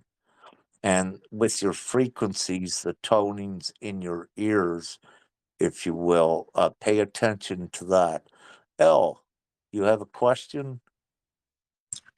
Yes. So recently I've been hearing from Adonai to do a holy fast like Jesus and Moses and Elijah did, the day fast. And I was just wondering if anybody else had heard that call. For Water fast. fasting, I love that. Let me say for myself, Elle, I have put on weight here and I do not like it. I was actually guided to keep eating food, to keep grounded, to keep a control on my energy, because one of the reasons I need to be here. And when you eat, it actually lowers your vibration and takes the energy. So it's used as a divine mechanism for one's also to keep us grounded, if you will. But with the fasting, it is so important, and I wanted to do it, for the last several months, but I'm not divinely allowed yet. It will not happen. But having said Yep. this, I suggest for one's yes to do it. I think I even put it out in an Ascension update about a week ago for I ones think you that did need it. too. Yeah, Um, yeah. but that helps me feel better, Brother Rick, because I was on it for 12 days and then I just felt like my energy was not very healthy. My family was around me. And so I have allowed myself to eat one meal, and I back to that day fast as being called to do it. But yes, I feel like right now just a little bit is okay. Thank you for reading me with that. You're cutting in and out a little bit, sister, but I believe I've got what you said. Now, I think you said that you fasted for 12 days, which is very admirable and very impressive. But with this, see, you need to pay attention also, I say, to more knowledge, meaning that when you were fasting, you were actually becoming more sensitive to the outside energy. So if you were not conscientious of this, what would happen is that you would feel more prominently and more profoundly that negative, dense energy that's out there, and you might misappropriate what's happening meaning that if your thoughts went to that, thinking that because you were fasting, your energy was going lower, then you would think that and you would create it when actually it was the outside noise that you were detecting much more quicker. But everything is fine. Just to say this for any understand, when you're fasting, it's actually making you more powerful. But at the same time, part of your power is your empathic abilities is heightened at feeling energy, and not only feeling the energy, your telepathic empathy, also with telepathy at feeling, but also hearing the thoughts in the information stream of others. So your communication channels begin to open more, but you need to have the discipline to keep that noise out as well. Because if you have, when you're fasting and you got those channels open, if you don't know what's occurring, it could become confusing that you're hearing thoughts stop fasting or what have you, or you may be hearing negative thoughts. And you need to be conscientious what thoughts are actually yours and what is not. And this is part of your discernment process at building your mastery, at being able to distinguish at what information thoughts is actually yours, what are you picking up telepathically, but also with your empathy and your sensitivity and your energy at feeling what is actually yours. Is it coming from you or is it coming from the outside? So you need to know where to appropriate it. So, with your own empowerment, by knowing these things and being conscientious about what I'm saying, you're able to get more of a quicker mastery over your energetic field as well. And this begins to eliminate a lot of confusion. And let me say, I'm an ascendant master, but I also experience what the collective experiences, as I said before, to certain degrees, because I need to know at any given time what is occurring with the collective. If I'm kept above the collective, then I don't feel and I don't readily know what's occurring with them. So with I need to be brought down in the density, and that's why I had to eat a lot. And let me just say, my tummy is bloated. It's not where I want it to be, but it's where I have to be. So I understand directly and know what is happening with the masses, because we've got a huge wave that is awakening now. And I need to be right down there with them to know what they're feeling, what they're thinking, what is occurring, so that I can assist them. And let me say, over the past few weeks, it outside what I call the energetic environment, you can feel it's so dense. And not only that, in the dream time as well, or even in the daytime, there will be these negative thoughts that will come in, um, that are not your own, but in a way they are, because you're connected to the collective and there is telepathy. So you're one with, let's say, the collective, and that's when it can become confusing as well. When you get these negative thoughts coming in, when you get thoughts like depression, giving up, and what's the point, and even at times when you feel your lower consciousness, that your consciousness is gone back to, let's say, the old way of when you were just a human. So I experience these, but at the same time, I experience my higher consciousness. So I'm able to get rid of that because that is noise that is coming from the collective. It's not me. So this is important for all of you to know as well. When you get negative thoughts, if you've done, your inner work and you're a beautiful, virtuous, positive soul, when you start getting negative thoughts, they're not yours. They're coming from the outside, but they can be tricky and feel like they're yours. So you need to keep your higher consciousness there so you can transmute yourself out of these dense period times. But also, it's important when you have the experience of what I just said, when each of you has it, and I know each of you has had it to some degree, that you had the experience that you're able to assist others as well. Because it's so instrumental with this ascension that ones we're here to assist others, as many as we can.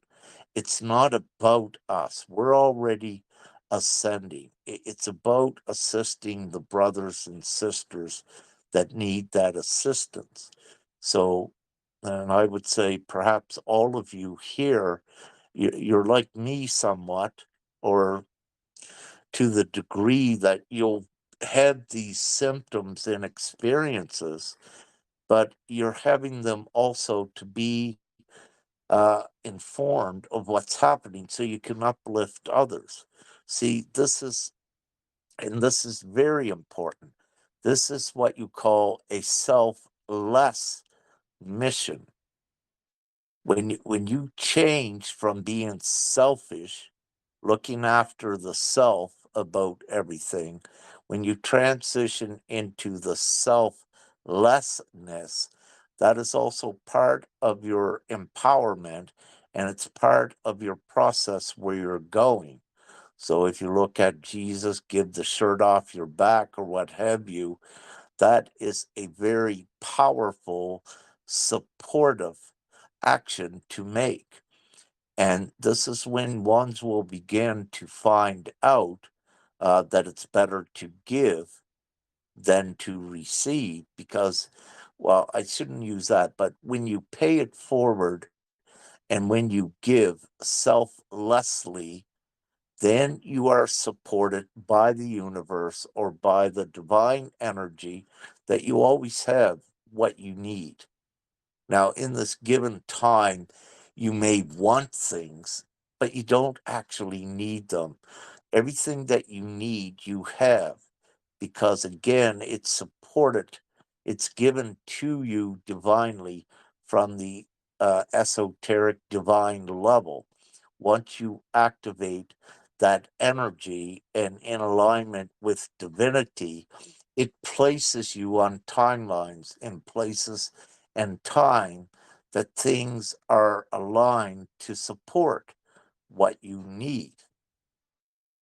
And so it's very important to know that things in this reality don't work the way that a human logic thought it works. There are many other things, as you know, but it's important to be aware that things work differently than what we thought when we were just human, if you will, that there's a whole new magical, empowering, divine level that we're accessing it.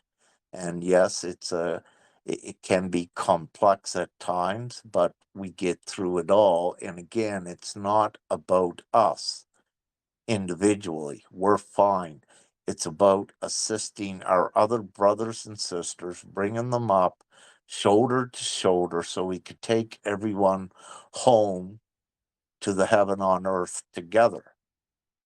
And that's what this is about as well. That's how we do it all together. It's not one here to do it. And this is what, I'm laughing at myself. I'll use it as an example. When I first knew who I was there, I said, "Oh boy, I got a huge job." And then Father comes in and says, "Whoa, whoa, whoa, hold on, Rick. You're not alone. There's a huge ground crew here." I said, "Thank you, Father. I'm so happy because this is such a such a hard task to ever do this, to assist in ascending the planet. But the thing is, there's many of us brothers and sisters here, and it's all designed as well that each one at some time has pieces of the puzzle.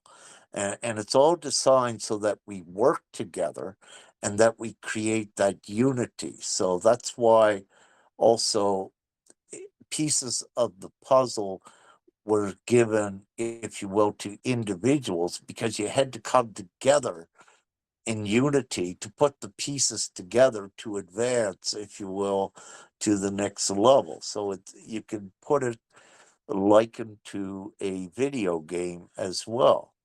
But this is the beauty of it. And believe me, I'd work with ones where I've had several groups that we did divine tasking and things in, and that's the beauty of it, what it's about when we come together like we're doing here tonight. And when we collaborate, we combine, more information all together that assists the whole. And that's what it's about. So we're coming together with selflessness, which is the great compassion which needs to be embodied, and the divine mercy that comes with that, but not sympathy. Sympathy is different than having compassion and understanding. So everyone here is fine.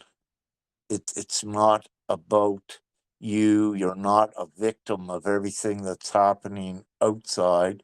You're actually victorious over that, and you're to be noble in your divinity and in your divine dignity to assist others and uplift them.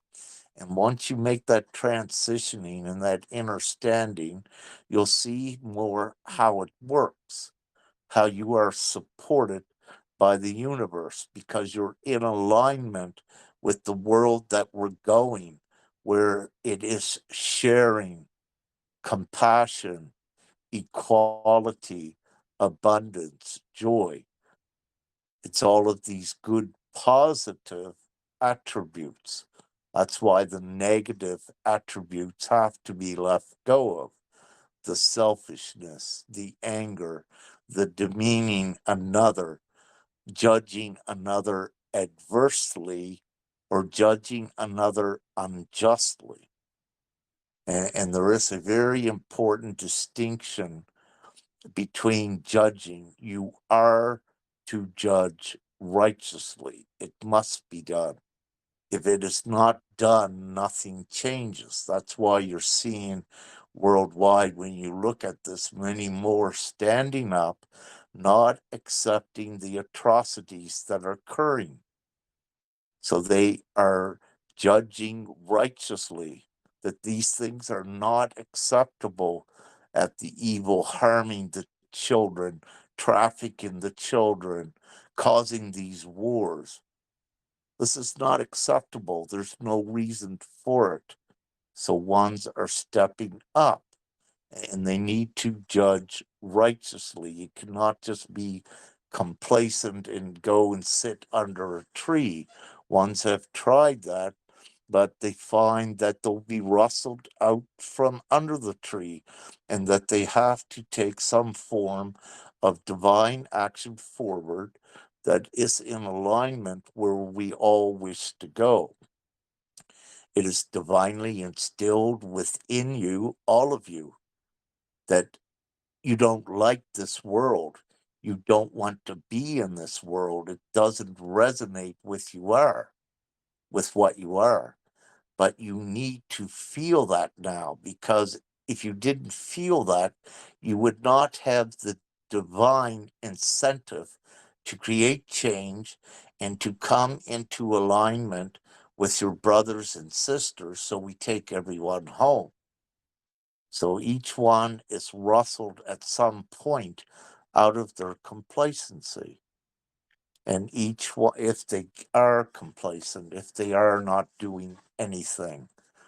So it's again, it's a challenging transition for, let's say, some or many in the past, but the beauty of it is now is that more and more are able to more instantly change their course, the souls, from, let's say, lying or doing some misdemeanors or what's the word? Misdemeanors, or just some slight negative things. They can change in an instant, overnight, and correct everything and get aligned with the path of truth, integrity, what is right, what is righteous, to judge right, do not accept, do not condone anything that's creating harm, and don't love the actual evil that is doing it. This is so important. As Father said to Jesus, and he also said to I, humanity is, when they love evil, then what they're doing is keeping it alive and energizing it. Because at the deepest truth, when you love something or someone, you're accepting it and you're condoning it. You're saying it's all right. I accept you unconditionally. But when you do this with evil, then you're actually inviting it into your reality and you're actually keeping it in existence and in your world.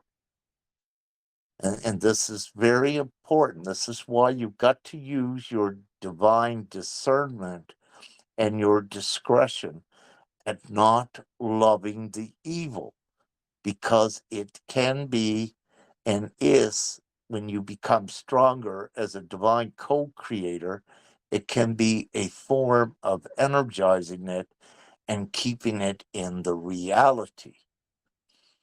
And this is also why the darkness will create false narratives to get one's in to this, to also do the bidding for the darkness. Because the real truth is, when you look at the fallen ones, when they fell from heaven, if you will, we use this analogy, they lost all of their divine powers.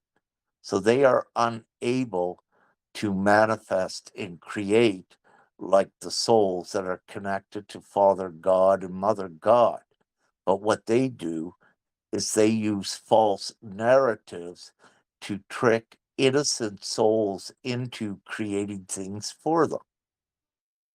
So you also, need to understand how things work.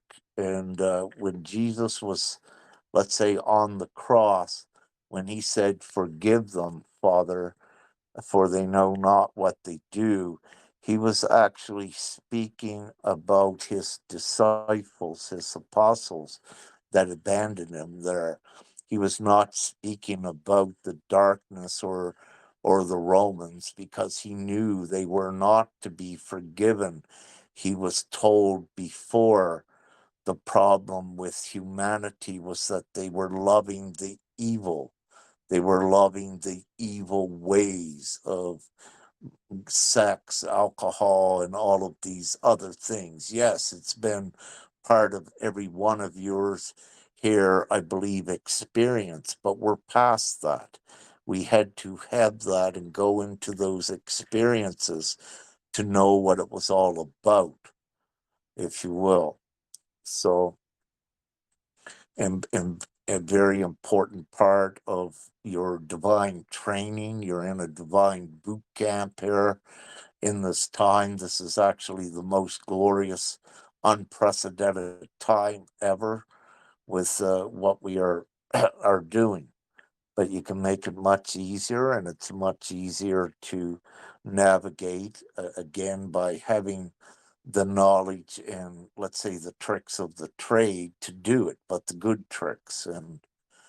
And anything what I ever write or I ever say, including this here tonight, everyone share it freely and openly, because this is not about money, and this sort of thing should not be sold, because that is the darkness to make profit off of things. And this is why, no, the darkness does not control I. And this knowledge and things what I give, it's meant to be given freely to get it out to everyone as soon as possible. And we don't want to put charge on, because when you charge or put fees on things, you begin to limit and restrict it. But also, when ones do that, it's because of their self and their self-preservation. Again, this is a selfless mission. That's what gets the mission done quicker, by getting the information out free as possible to as many as possible as soon as possible. And that is one of the reasons why everything I do is fully free, and it's meant to be shared with any that wishes to hear it, or any that wishes to share it. And I'll say this again: no one ever needs to ask I for permission to share anything I ever say or I ever write or speak. It needs to get out there. And all of you can assist every time that, if it resonates with you, to share something, just go ahead. No one never needs to ask permission. And also, if you look on our Divine GPMS website, if you go right down to the very bottom of it, you will see it says no rights reserved, because it's for everyone freely. Any questions or comments?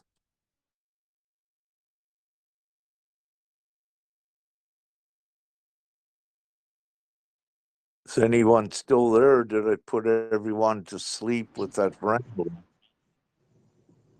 No, that's very helpful. I'm still here. I agree. Yeah. I was sitting over here clapping and saying amen, actually, because I completely agree with you, Brother Rick. Well, I thank all of you, because here's what occurred. All of us together, you allowed me to ramble and give such, and not to boast, but to speak the truth, such important information to all of you. But it would not have been made possible if all of you did not support it. I would not have been able to give you all of this information. So it's the credit for all of us at coming together. And it's, again, it's an example how it unlocks what Jesus said: where two or more gather, miracles happen, and information and things like this comes out, because it takes the whole, all of us, to do it. So thanks.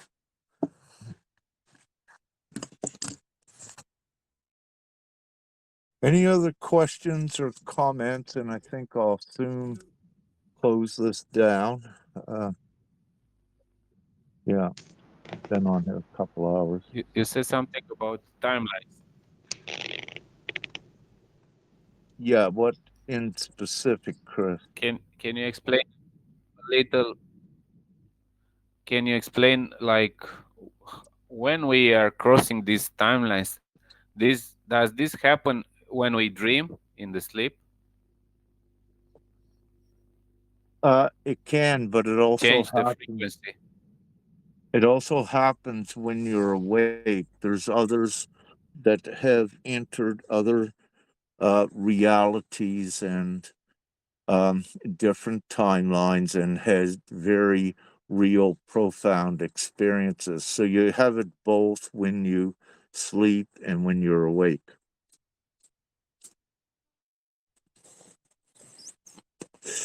Was it Very anything in interesting. specific? Yeah, go ahead. No, I just had a theory that when we dream, like when you have some totally like a new life, like the dream is like a movie where you are in another country or in another planet. I thought, I'm thinking that's when we shift between timelines. Um, it can happen that way, but not fully. See, there's the other, you have the other gifts of bilocation and remote viewing, which also is a way to transport the physical vessel. But also, when you think that you're asleep, you also are not just asleep, you are also accessing other realities and timelines as well. So, for example, and here's a funny one. For example, you could go to sleep tonight, Chris, in Romania here, and you dream that you're in Thailand Yeah. on the beach under the coconut trees.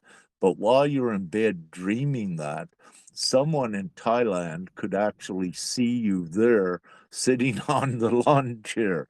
So it gets kind of quirky, but let me say all of these things are very real and does happen. Yeah. Thank you. You're welcome. Yeah. I think Martha, you had something you were going to say. Yeah, well, with the shift, we had a really neat meditation yesterday with Tammy on divine collaboration, and I felt like we were bringing the fourth dimension and the fifth dimension closer. And then I tried it again today, just replayed it. So I'm wondering um, if people start disappearing, what do we do so our family doesn't worry about where we are? What can we do if our family is like, this isn't necessarily going to go forward with us? Say relatives in another part of the country or something. Well, let me say if that occurs in that way, that when you go forward, you'll know more of the truth. So it won't be something to worry about at all. When you begin to think about something like that, you're coming from the place of human logic and how human thinks about things. So it's Yep. important to know that once you're forward, that you have access to more information and your understanding of how things work here now actually changes. So, and with death in this realm, people thinks that one's just died, but that is not what actually occurs.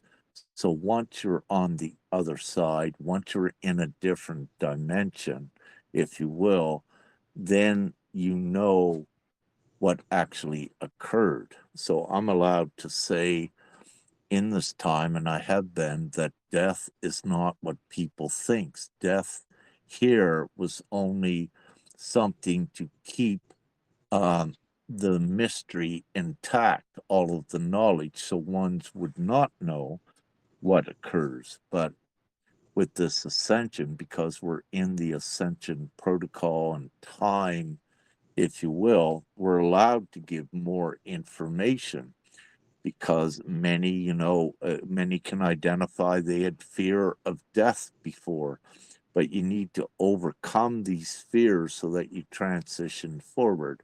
And one of those fears is to not worry about your family. If they're, let's say, left behind, they come forward eventually anyway. but also you need to understand that time is different on a 5D Earth or in the higher dimensions than what it is here. For example, one could get left behind here, let's say for 2 years, one of your family, but you're on the higher timeline and it might only be poof, a minute, and they're there because time is not the same. You need to understand that souls live, we live forever. There is no death with us. It's only the transitioning between time and space. All right. Yeah.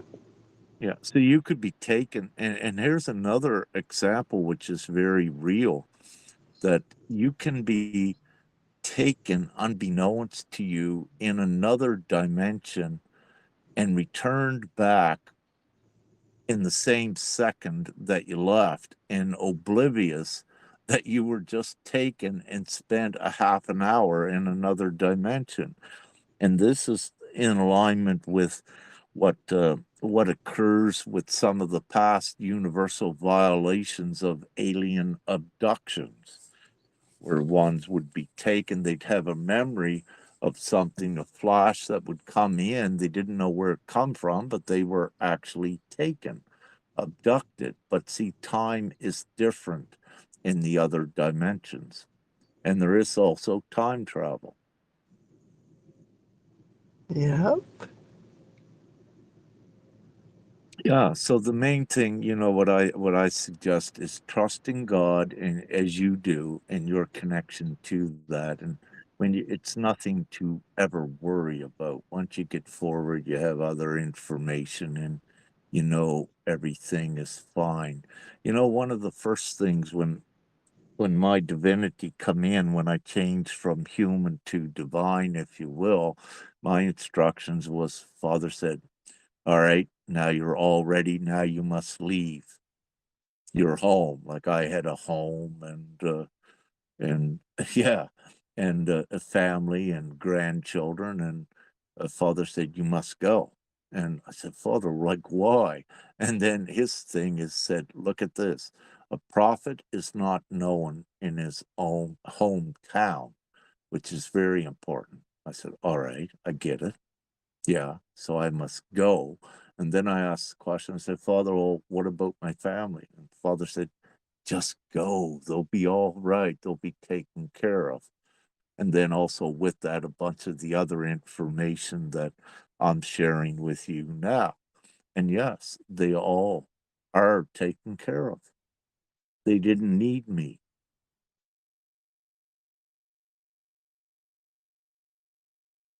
Because I had a divine job to do. How long did it take you to realize or to accept that divine calling? Because I feel like God's been calling me for a long time and I keep saying I'm not good enough. Pick someone else. Kind of like how Moses said, I can't talk for you. Pick someone else. Let me say it was instantaneous. If it happened to you, what happened to me, you would have no doubts whatsoever, with full conviction. So you would not even think about what you're thinking about now. So each one's journey and way, let's say, is unique, or there's many similar themes, but you need to look at the individualization. But with what I can give you, there is no mistaken when you're in a forest and Father God is speaking to you from the sky, from the sun that just comes out, and you have a comrade dog standing beside you, looking up at the sky in the same direction where the voice is coming from, and feeling everything and knowing it. So it's a full instant, full-fledged knowing. So there is no doubt in the moment, in the instant, every bit of doubt or fear is taken away when you speak with the head honcho, Father. Does that make sense? It does. I mean, If it's okay, I would like to share a little bit of my experience. Yes, please. So I grew up in a Christian household a lot, and I always felt drawn to God. And I watched my mom be drawn to God, and she struggled a lot with addiction and alcoholism, but God was the only peace she ever found, even in those dark moments. And I kind of drifted away from my belief and just tried to find my own path to God, and in the full aspect of God, not just what the churches on earth have told us. And my mom passed away, and I was locked up at the time, and I knew she was going to pass away a month before she did. And when she passed away, I called out to God and I said, I know that you've been calling after me, and I don't know who you are, but I want to know everything to know about you inside and out. Every source that you can give me, I want to know. I want to know you, because you gave my mom peace, and I need her, but she's not here, so I need you. And I was able to take my mother's Bible back to prison with me, which was uncalled for, or not uncalled for, but unthinkable, because it was taped together, had stickers. They could have said that I was trying to smuggle in drugs, but only by God's will was I able to take it. And I didn't understand it at first. It was these and thous. And I just asked for understanding. And as my journey continued, I was blessed with, as you were mentioning earlier, all these esoteric books and more knowledge and wisdom from God. And I allowed myself to be weighed down by the burdens of earth. And I no longer am allowing myself to do that. I'm not running anymore. So yeah, that's my story. A little bit of it. Thank you. Yeah.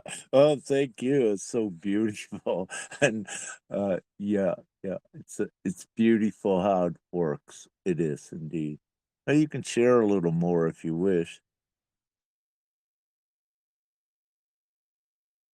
I have to go because I got to feed my little one, but it was lovely talking and listening to you talk, Brother Rick.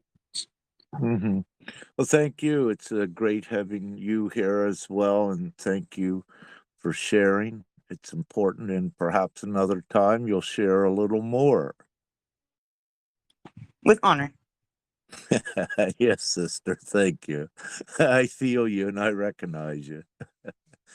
All right. Having said that, any other closing questions or comments? Yeah, this is Martha again. I really recommend the book, The Sophia Code. It's Ascension training. It's for both men and women. It's changed my life. So it teaches us to trust our inner resources, but then we have our connection to the divine. It gets stronger. Mhm. So thank God for that. Yeah. Thank God for the sharing we're doing here.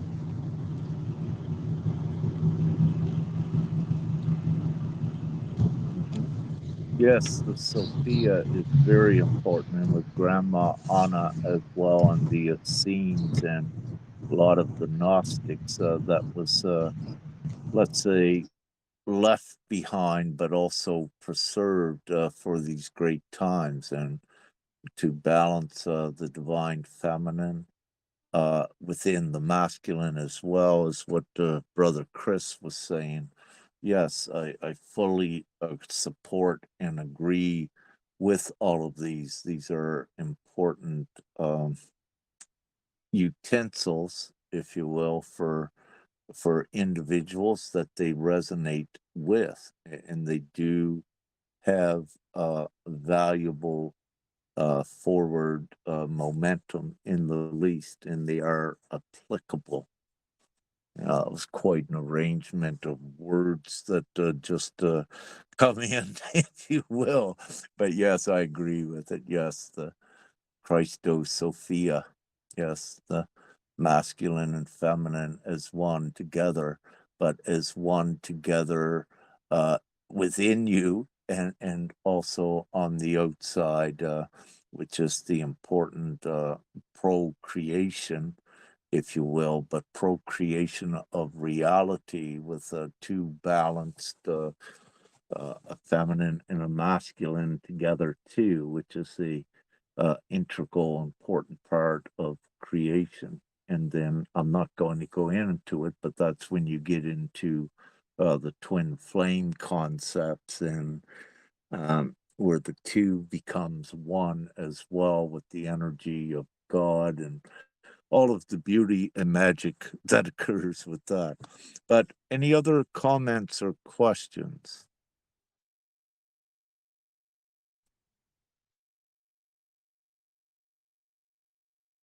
No. Well, having said that, this will be the recording. So I recorded it, and this, I believe, yeah, I recorded it. This will be put in the chat, and anyone can listen to it later if you're late coming in, if you feel to, and it can be shared anywheres as well. So, with that, love, light, and gratitude, everyone, and I'll stop the recording.